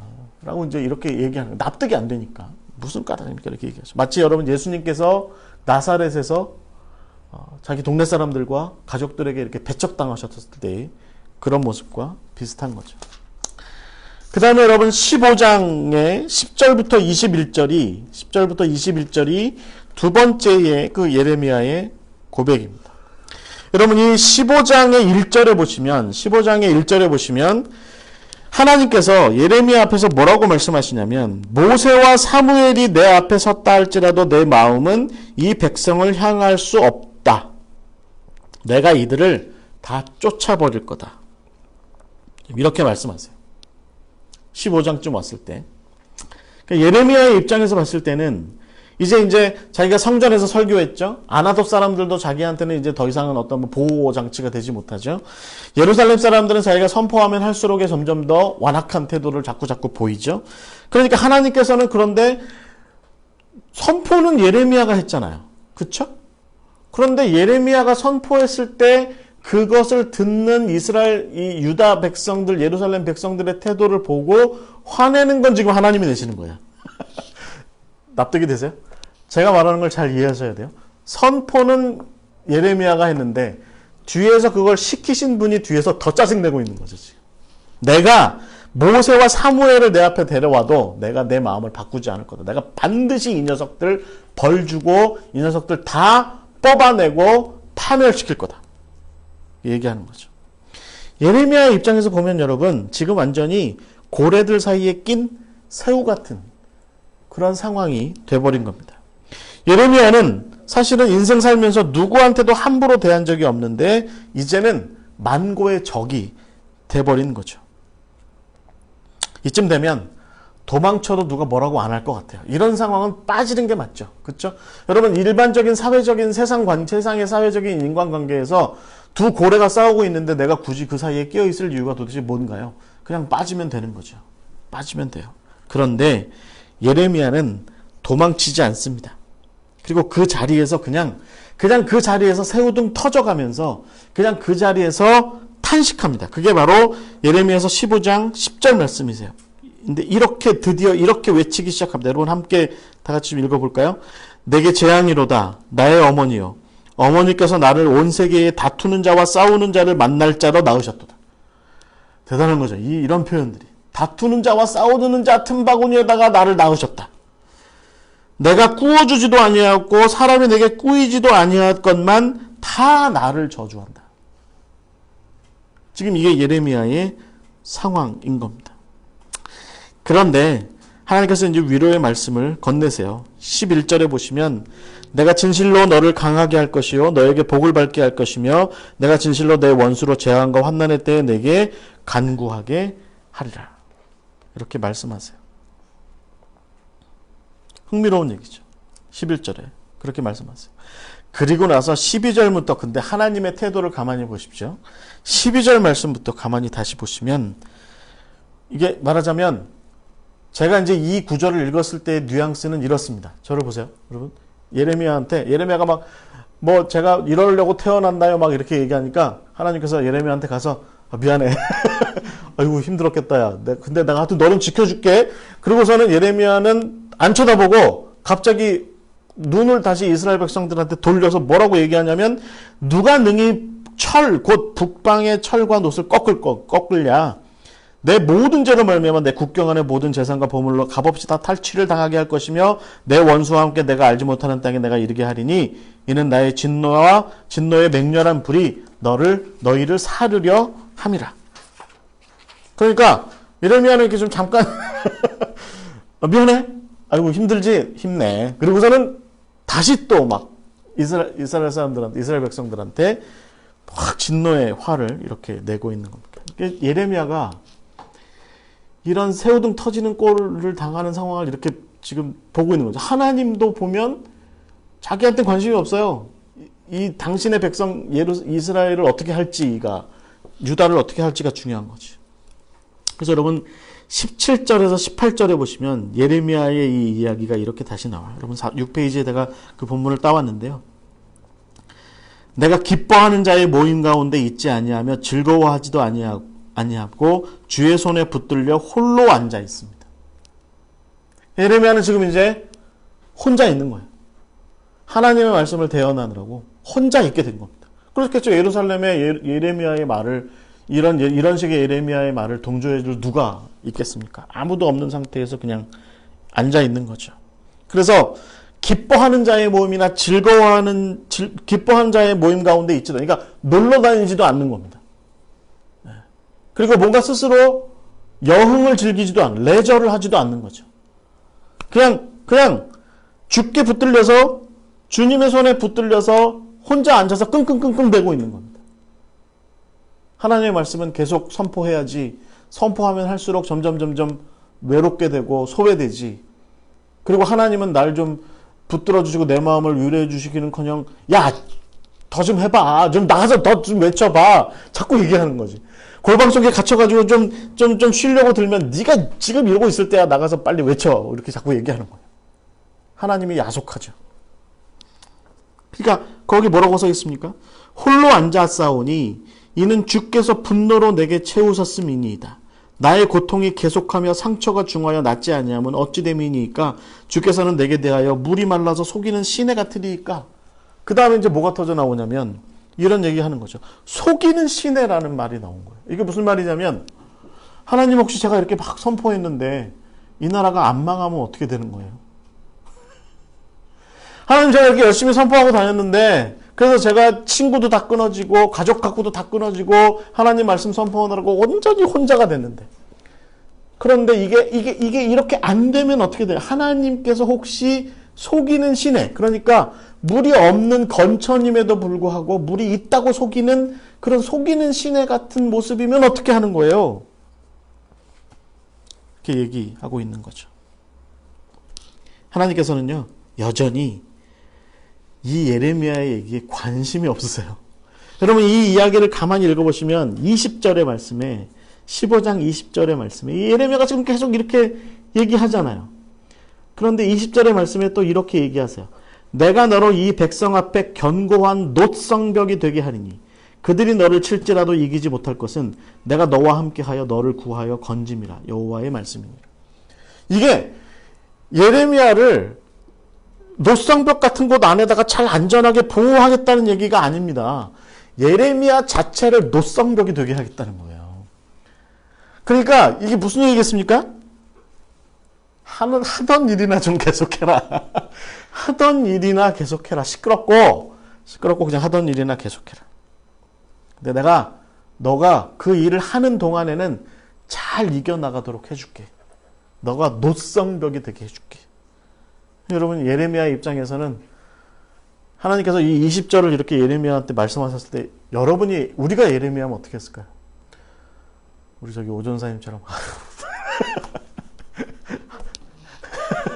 한숨만 나오는 거죠. 한숨만 나오는 거죠. 17장으로 넘어가시면 예레미야의 세 번째 탄식이 여기 등장합니다. 이 17장의 앞에 이제 14절부터 18절이 예레미야의 세 번째 탄식인데요. 이 앞구절에 뭐가 나오냐면, 이 16장의 이야기에 뭐가 나오냐면, 야, 너 결혼하지 마. 이렇게 얘기합니다. 제가 이거 읽으면서, 이 부분 하면서 제가 오인표 전사 생각 많이 했거든요. 제가 이 오인표 전사 때 가끔 이렇게 얘기하거든요. 야, 너도 결혼하지 마. 네가 지금 토비아 선교회 열심히 일할 때지 무슨 결혼할 때야. 이렇게 가끔 얘기하거든요. 근데 하나님께서도 지금 예레미야한테 뭐라고 얘기하냐면, 결혼하지 마라. 자식도 낳지 마라.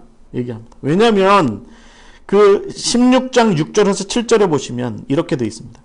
큰 자든지 작은 자든지 이 땅에서 죽으리니 그들이 매장되지 못할 것이며 그들을 위하여 애곡하는 자도 없겠고 자기 몸을 베거나 머리털을 미는 자도 없을 것이며 그 죽은 자로 말미암아 슬퍼하는 자와 떡을 떼며 위로하는 자가 없을 것이며 그들이 아버지나 아버지의 상사를 위하여 위로의 잔을 그들에게 마시게 할 자가 없을 것이다.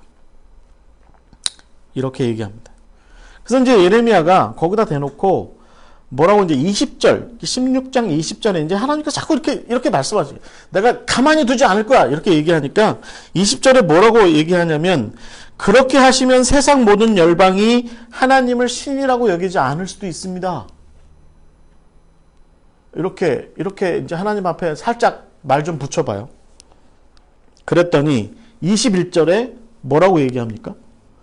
여호와께서 이르시되 보라 이번에 내가 그들에게 내 손과 내 능력을 알려서 그들로 내 이름이 여호와인 줄 알게 할 것이다. 이게 무슨 얘기예요? 제가 이 구절을 제가 정확하게 여러분에게 이해시켜 드리면 이런 겁니다. 지금 예레미야가 지금 뭐라고 얘기하는 거예요? 하나님 그렇게 무도하게 잔인무지하게 그렇게 하시면 하나님 믿는 사람 하나도 없을 건데 뭐 이렇게 얘기하니까 하나님께서 뭐라고 말씀하세요? 내가 이참에 내가 하나님인 걸 꼭 보여줄게. 내가 이참에 내가 하나님인 걸 너네뿐만 아니라 너네 주변의 모든 나라들한테도 꼭 보여줄게. 두고 봐. 예레미야가 기분이 또 어땠을까요? 기가 차고 코가 막히고 아니 내가 어쩌다 이런 하나님을 믿게 됐지? 뭐 이런 생각을 하게 됐을 수도 있습니다. 그리고 나서 예레미야서 17장으로 넘어가면 하나님께서 다시 우리가 14절 말씀을 읽을 때까지 하나님께서 다시 이 이스라엘 남유다를 예루살렘을 가만두지 않겠다. 완전히 다 아주 뿌리를 뽑겠다. 이런 말씀으로 막 아주 잔인스럽게 말씀하세요. 잔인스럽게. 그래서 13절에 이르면 예레미야가 다시 간구합니다. 뭐라고 간구합니까? 이스라엘의 소망이신 여호와여 무릇 주를 버리는 자는 다 수치를 당할 것이라 무릇 여호와를 떠나는 자는 흙의 기록이 되오리니 이는 생수의 근원이신 여호와를 버림이니이다. 그리고 14절에 또 이렇게 얘기합니다. 나를 고치소서 그리하면 내가 낫겠나이다. 나를 구원하소서 그리하면 내가 구원을 얻으리이다. 지금 예레미야는 뭐라고 얘기하는 거냐면 그 하나님의 그 심판과 하나님의 그 진노에 뭐 다른 건 잘 모르겠고 저는 좀 구원해 주세요. 자, 하나님은 저는 믿을게요. 여기 있는 예루살렘의 인양반들은 다 하나님이 뭐라고 하시든 안 믿지만 저는 믿을게요. 저는 믿을게요. 이렇게 얘기합니다.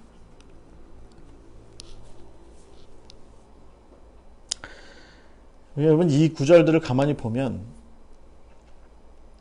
그 집안의 가장이 이런 거죠.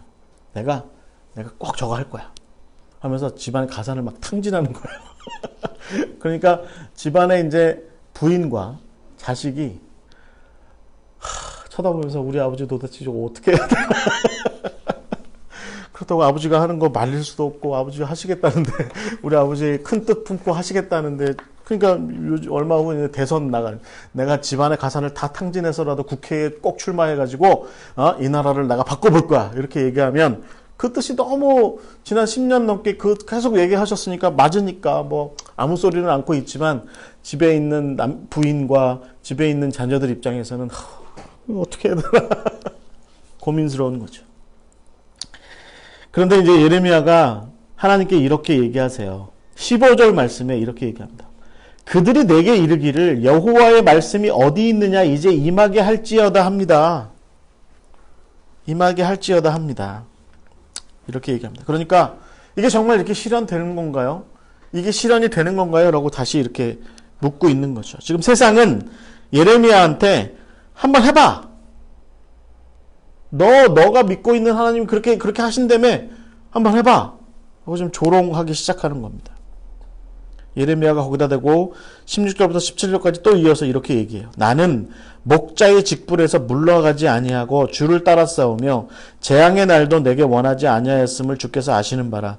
내 입술에서 나오는 것이 주의 목전에 있나이다. 주는 내게 두려움이 되지 마옵소서. 재앙의 날에 주는 나의 피난처시니이다. 그러니까 이게 무슨 얘기겠습니까? 하나님 세상 사람들 다 그렇게 뭐라고 해도 저렇게 한번 해보라지 라고 하나님 당신 한번 해보십시오. 이렇게 하나님마저도 조롱하고 있는 상황일지라도 제가 하나님께서 제게 말씀하신 예언의 말씀 열심히 했습니다. 제가 바라기는 저는 이 역할에서 떠나지 않을 테니까 제가 이 역할에서 떠나지 않을 테니까 주께서는 꼭 그 일을 좀 이루십시오. 꼭 이루십시오. 라고 이렇게 절절하게 호소하고 있는 거죠. 네 번째로 넘어가면요. 18장 18절부터 23절까지 말씀인데요. 이게 이제 네 번째 얘기입니다. 그런데 이 예레미야가 이 18장 앞에서 어떻게 하냐면 토기장이의 집으로 가요. 토기장이의 집으로. 그래서 거기에서 토기장이가 토기를 이렇게 굽다가 이게 뭐 이렇게 판때기로 돌려가지고 이렇게 이렇게 돌려서 이렇게 만들다가 잘못 만들어지니까 막 그걸 다시 부셔가지고 다시 만들고 하는 그런 모습을 보면서 하나님께서 너희들한테 그렇게 할 거야 라고 하는 말씀을 선포합니다. 선포해요. 이스라엘 백성들한테. 근데 18장 12절에 보시면 이스라엘 사람들이 예루살렘 사람들이 특히 뭐라고 얘기하냐면 그들이 말하기를 이는 헛되니 우리는 우리의 계획대로 행하며 우리는 각기 악한 마음에 완악한 대로 행하리라. 예루살렘 사람들은 지금 그렇게 이야기하고 있는 거죠. 이 예레미야가 마음이 아파요. 하나님께서는 거기다 대놓고 또 봐라 얘네들이 얼마나 이게 나쁜 놈들이고 얼마나 이게 잔인무도한 놈들이야. 내가 이놈들을 반드시 심판하고 반드시 멸망시킬 거야. 이게 예레미야서 18장 13절부터 17절까지 나오는 이야기입니다. 거기다 대놓고 예레미야가 다시 하나님께 이야기합니다. 18절에 보시면 그들이 말하기를 오라 우리가 꾀를 내어 예언자 예레미야를 치자. 제사장에게서 율법이 지혜로운 자에게서 책략이 선지자에게서 말씀이 끊어지지 아니할 것이니 오라 우리가 혀로 그를 치고 그의 어떤 말에도 주의하지 말자. 그러니까 우리말로 치면 개무시하자. 개무시하자. 저 녀석이 뭐라고 얘기하건 개무시하자. 이렇게 얘기하니까 예레미야가 지금 얘기하고 있는 거죠. 하나님 이게 뭡니까 도대체. 왜 하나님의 말씀은 선포하면 할수록 사람들은 안 믿고 제가 하나님의 말씀을 선포하면 할수록 저는 더 곤경에 처하고 지금 저 사람들은요 이제 제가 말하는 걸 듣지도 않고요. 저를 이제 조롱하기로 작정했습니다. 근데 하나님께서 반응이 없어요. 그러니까 19절부터 20절 말씀에 또 이렇게 얘기합니다. 제가 보기엔 이 예레미야가 소리를 지르는 것 같아요. 하나님 나를 돌아보십시오. 나와 더불어 다투는 그들의 목소리를 좀 들어보십시오. 어찌 악으로 선을 갚겠습니까? 그렇지만 그들이 나의 생명을 해하려고 구덩이를 팠지 않습니까? 내가 주의 분노를 그들에게서 돌이키려고 하고 주의 앞에 서서 그들을 위하여 유익한 말을 한 것을 이제 좀 기억해 주십시오. 언제까지 저들을 저렇게 놔둘 거고 하나님께서는 언제까지 저들을 이렇게 힘들게 말만 자꾸 하라고 이렇게 하실 겁니까? 이렇게 얘기하고 나서 20절부터 21절에 보시면 예레미야가 드디어는 하나님에게서 눈을 돌려서 이 백성들을 쳐다봐요. 무서운 눈으로 한번 쳐다보고 나서 다시 하나님을 향해서 쳐다보고 나서 하나님을 향해서 이렇게 얘기합니다. 저주예요. 저주.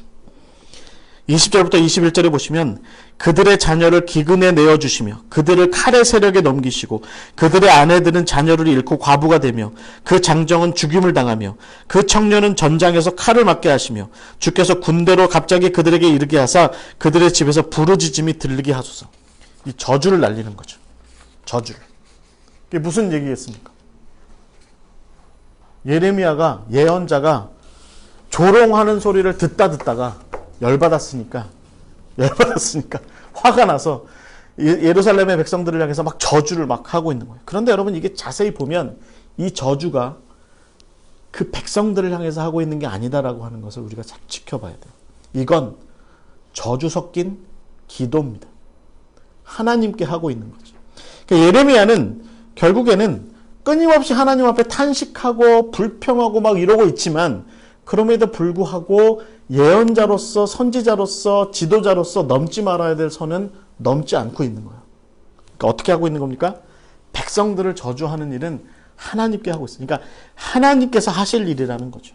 마치 예수님께서 우리한테 기도를 가르치실 때 시험에 들게 하지 마옵시고 다만 악에서 구하옵소서. 이렇게 기도하는 것처럼.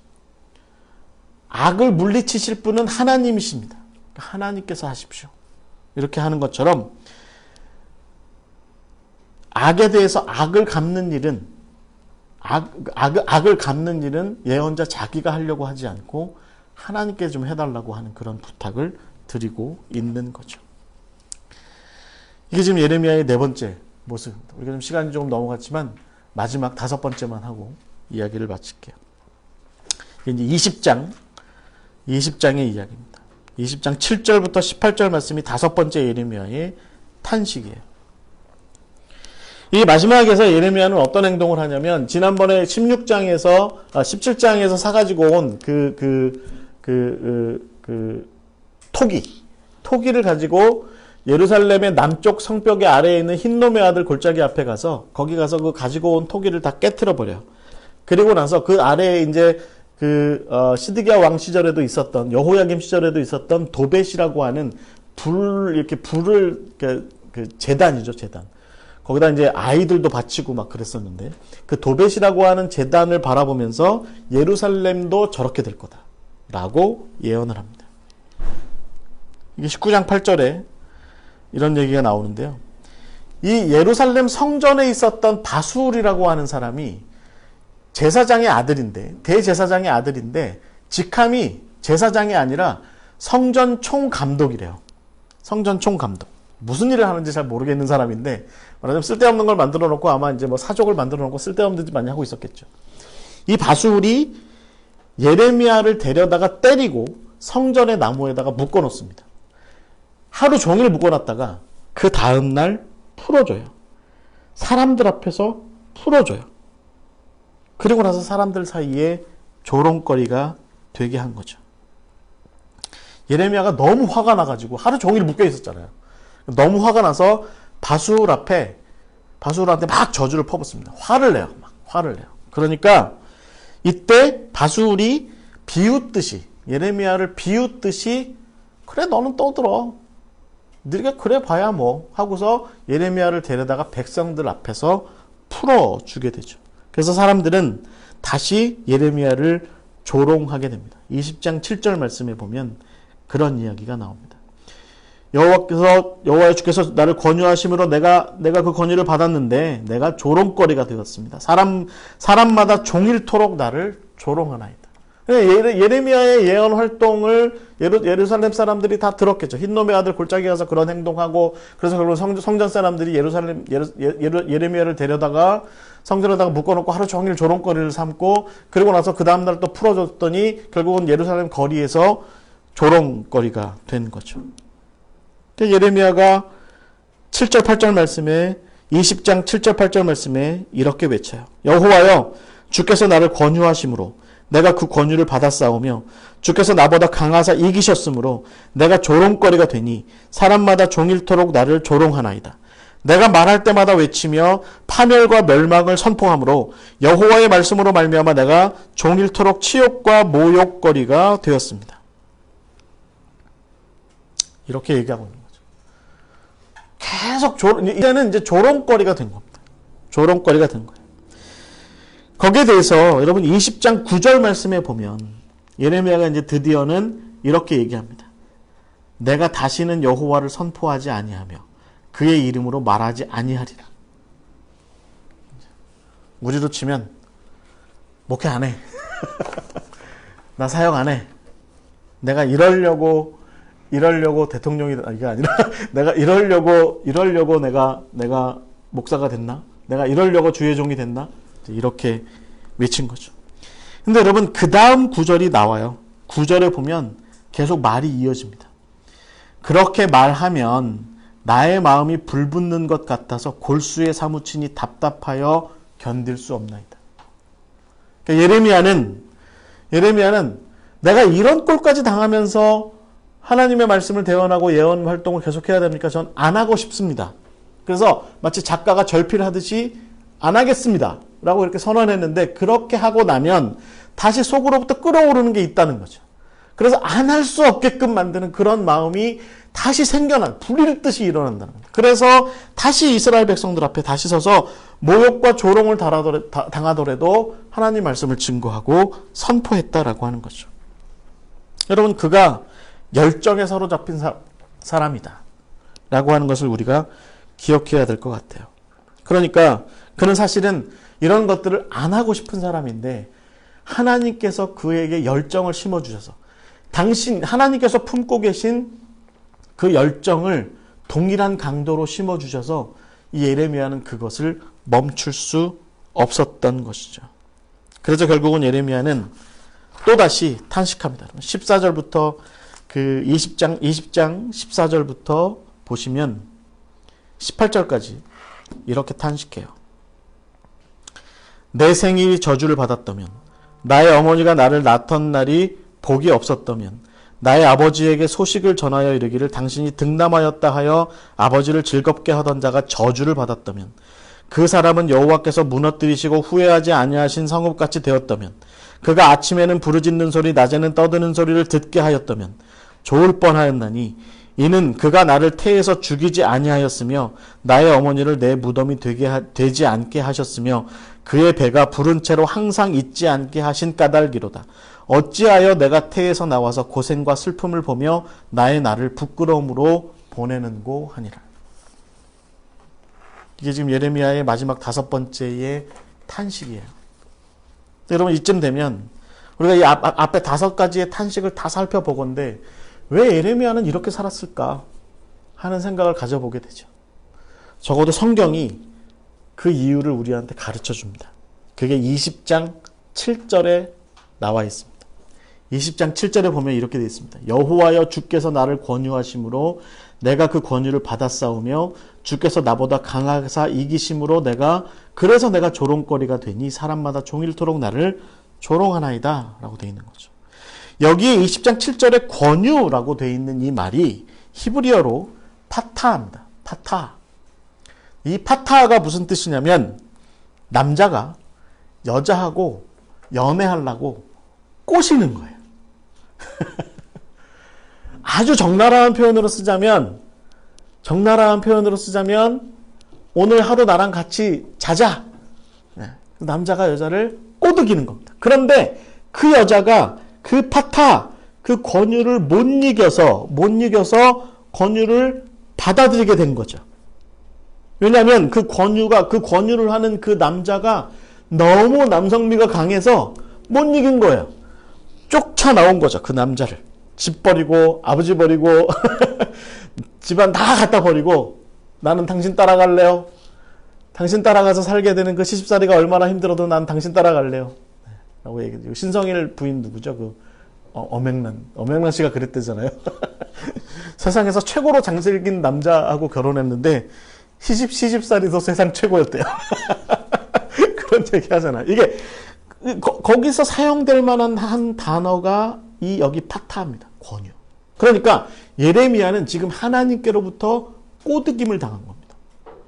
꼬드김을 당했는데 하나님의 그 꼬드김이 너무 훌륭해서 예레미야는 꼬드김을 당해서 딸려온 겁니다. 그 유혹에 넘어간 겁니다. 그리고 나서 그 남자, 그 하나님이 여자로서의 예레미야에게 시키는 모든 것을 다 하는 거예요, 지금. 그게 바로 지금 내가 지금 있는 처지가 내가 그래서 그렇다. 라고 지금 예레미야서 20장 7절에서 이야기하고 있는 거죠. 그러니까 주께서 나보다 강하사 이기셨기 때문에 내가 그 유혹을 이길 수도 없고, 유혹을 받아들인 다음에는 주께서 나를 끌고 가시는 힘이, 그 매력이 너무 강해서, 그 정열이 너무 강해서 내가 그것을 이길 수 없습니다. 그래서 내가 이렇게 탄식을 거듭하지만 하나님께서 하라 하시는 일은 속절없이 다 합니다. 라고 얘기하는 것이 바로 이 예레미야의 모습인 것이죠. 여러분 이런 예레미야의 모습은요, 부르심이라고 하는 쥐뿔도 받아본 적이 없이 그냥 자기 의의로 하나님 일 한다고 사는 사람들은 이 예레미야의 의미를 모를 겁니다. 그렇겠죠. 그러니까 콜링 없이 이런 식의 권유를 받아본 적이 없이 하나님께서 내가 이거 누가 좀 나를 위해서 꼭 했으면 좋겠는데 라고 하는 이 권유, 이 꼬드김 같은 이 권유를 받은 적이 없는 사람들, 그 하나님의 열정에 사로잡혀서 누가 좀 나를 위해서 이걸 좀 꼭 좀 해줬으면 좋겠는데 라고 하는 그런 부탁을 받아본 적이 없이 하나님의 일을 하는 사람들은, 그래서 결국은 그게 다 자기 의이고 자기 필요고 자기 능력에 의해서만 자기가 할 수 있는 만큼만 그렇게 하는 그런 하나님의 일을 하는 사람은 이런 예레미야의 이런 모습은 이런 극단적이지만 정말 극적인 이런 모습은 이해하기 어렵죠. 이게 근데 예레미야예요. 아브라함, 조슈아, 헤셀은 선지자들이 대저 이러하다. 예언자들이 대저 대체적으로 이러하다. 라고 이야기했습니다. 우리가 하나님의 일을 한다는 것이 아마도 어떻게 보면 이렇게 예레미야처럼 꼬드김을 당하는 것일지 모르겠습니다. 그래서 우리가 그걸 받아들인 거죠. 받아들인 한에 결국 우리는 그렇게 위협도 당하고 협박도 당하고 말도 안 되는 상황도 겪고 조롱도 당하고 핍박도 당하고 어려움도 겪고 환난도 당하고 힘든 일도 겪고 그런 와중에 그런다고 하나님께서 우리를 좀 잘 돌봐주시느냐? 그런 거는 씨알도 안 먹히고 하나님 좀 힘들어서 좀 쉬면 안 될까요? 어따 대고 지금 네가 좀 42.195km 달려가야 되는데 100m 뛰었다고 힘들다고 그래? 시끄러, 빨리 뛰어. 그런 하나님이시죠. 그러니까 여러분, 듣지 않는 백성들과 이해해주지 않는 하나님 틈바구니에서 탄식 소리만 높아져가는 그가 바로 예레미야의 사역이었던 겁니다. 그럼에도 불구하고 그는 이스라엘의 목자로서의 그 사역을 끝끝내 내려놓지 않고 이집트까지 간 겁니다. 끝끝내 하나님의 말씀을 듣지 않고 하나님을 멀리하고 이집트로 간 그들을 쫓아서 이집트까지 간 사람이 바로 예레미야였던 것이죠. 사서 고생한 사람. 사서 고생하다 못해 끝끝내 그 고생을 진짜 계속해서 이어나간 사람. 자발적으로 이어나간 사람. 그런 가운데 탄식을 이어간 사람. 그가 바로 예레미야였던 것입니다. 다음 주에 그래서 우리가 예레미야를 어떻게 예레미야의 메시지가 그래서 어떤 것이었는지에 대해서 조금 더 이제 한번 살펴보고 그래서 우리가 예레미야를 어떤 사람으로 이야기를 해야 되는지에 대한 최종적인 정리를 좀 한번 해보도록 하겠습니다. 오늘 예레미야 이렇게 그 원고 다 마무리되지 않았는데 함께 해주셔서 감사드리고 다음 주에 다시 예레미야로 다시 만나도록 하겠습니다. 감사합니다. 기도하고 마치겠습니다. 하나님 감사합니다. 우리가 혹시 하나님께로부터 예레미야처럼 이렇게 권유를 받고 있었던 것은 아닌지요? 우리가 오늘 이렇게 주님의 사람으로 하나님의 사람으로 살아가는 것이 힘들고 어려운 것이 혹여 예레미야처럼 이렇게 하나님의 권유로 인한 하나님의 이끌심으로 인한 하나님의 열정에 압도된 삶으로 인한 것이 아닌지 오늘 우리가 다시 한번 돌아보게 하시고 주님 탄식이 넘쳐날지라도 고통스러운 탄식이 넘쳐날지라도 눈물 어린 탄식이 넘쳐날지라도 하나님께서 우리에게 맡겨주신 하나님께서 우리에게 하라 말씀하신 그 사명을 끝까지라도 감당하는 우리가 되게 하여 주시옵소서. 오늘 함께 말씀 나누게 하신 하나님 감사드립니다. 성령께서 오늘 우리를 주장하여 주신 감사드립니다. 오늘도 우리가 변함없이 하나님의 그 뜻대로 순종하며 살아가기를 멈추지 않도록 주님 지켜주시고 인도하여 주시옵소서. 예수 그리스도의 이름으로 기도하옵나이다. 아멘. 감사합니다. 마치겠습니다. 지켜주시고 인도하여 주시옵소서.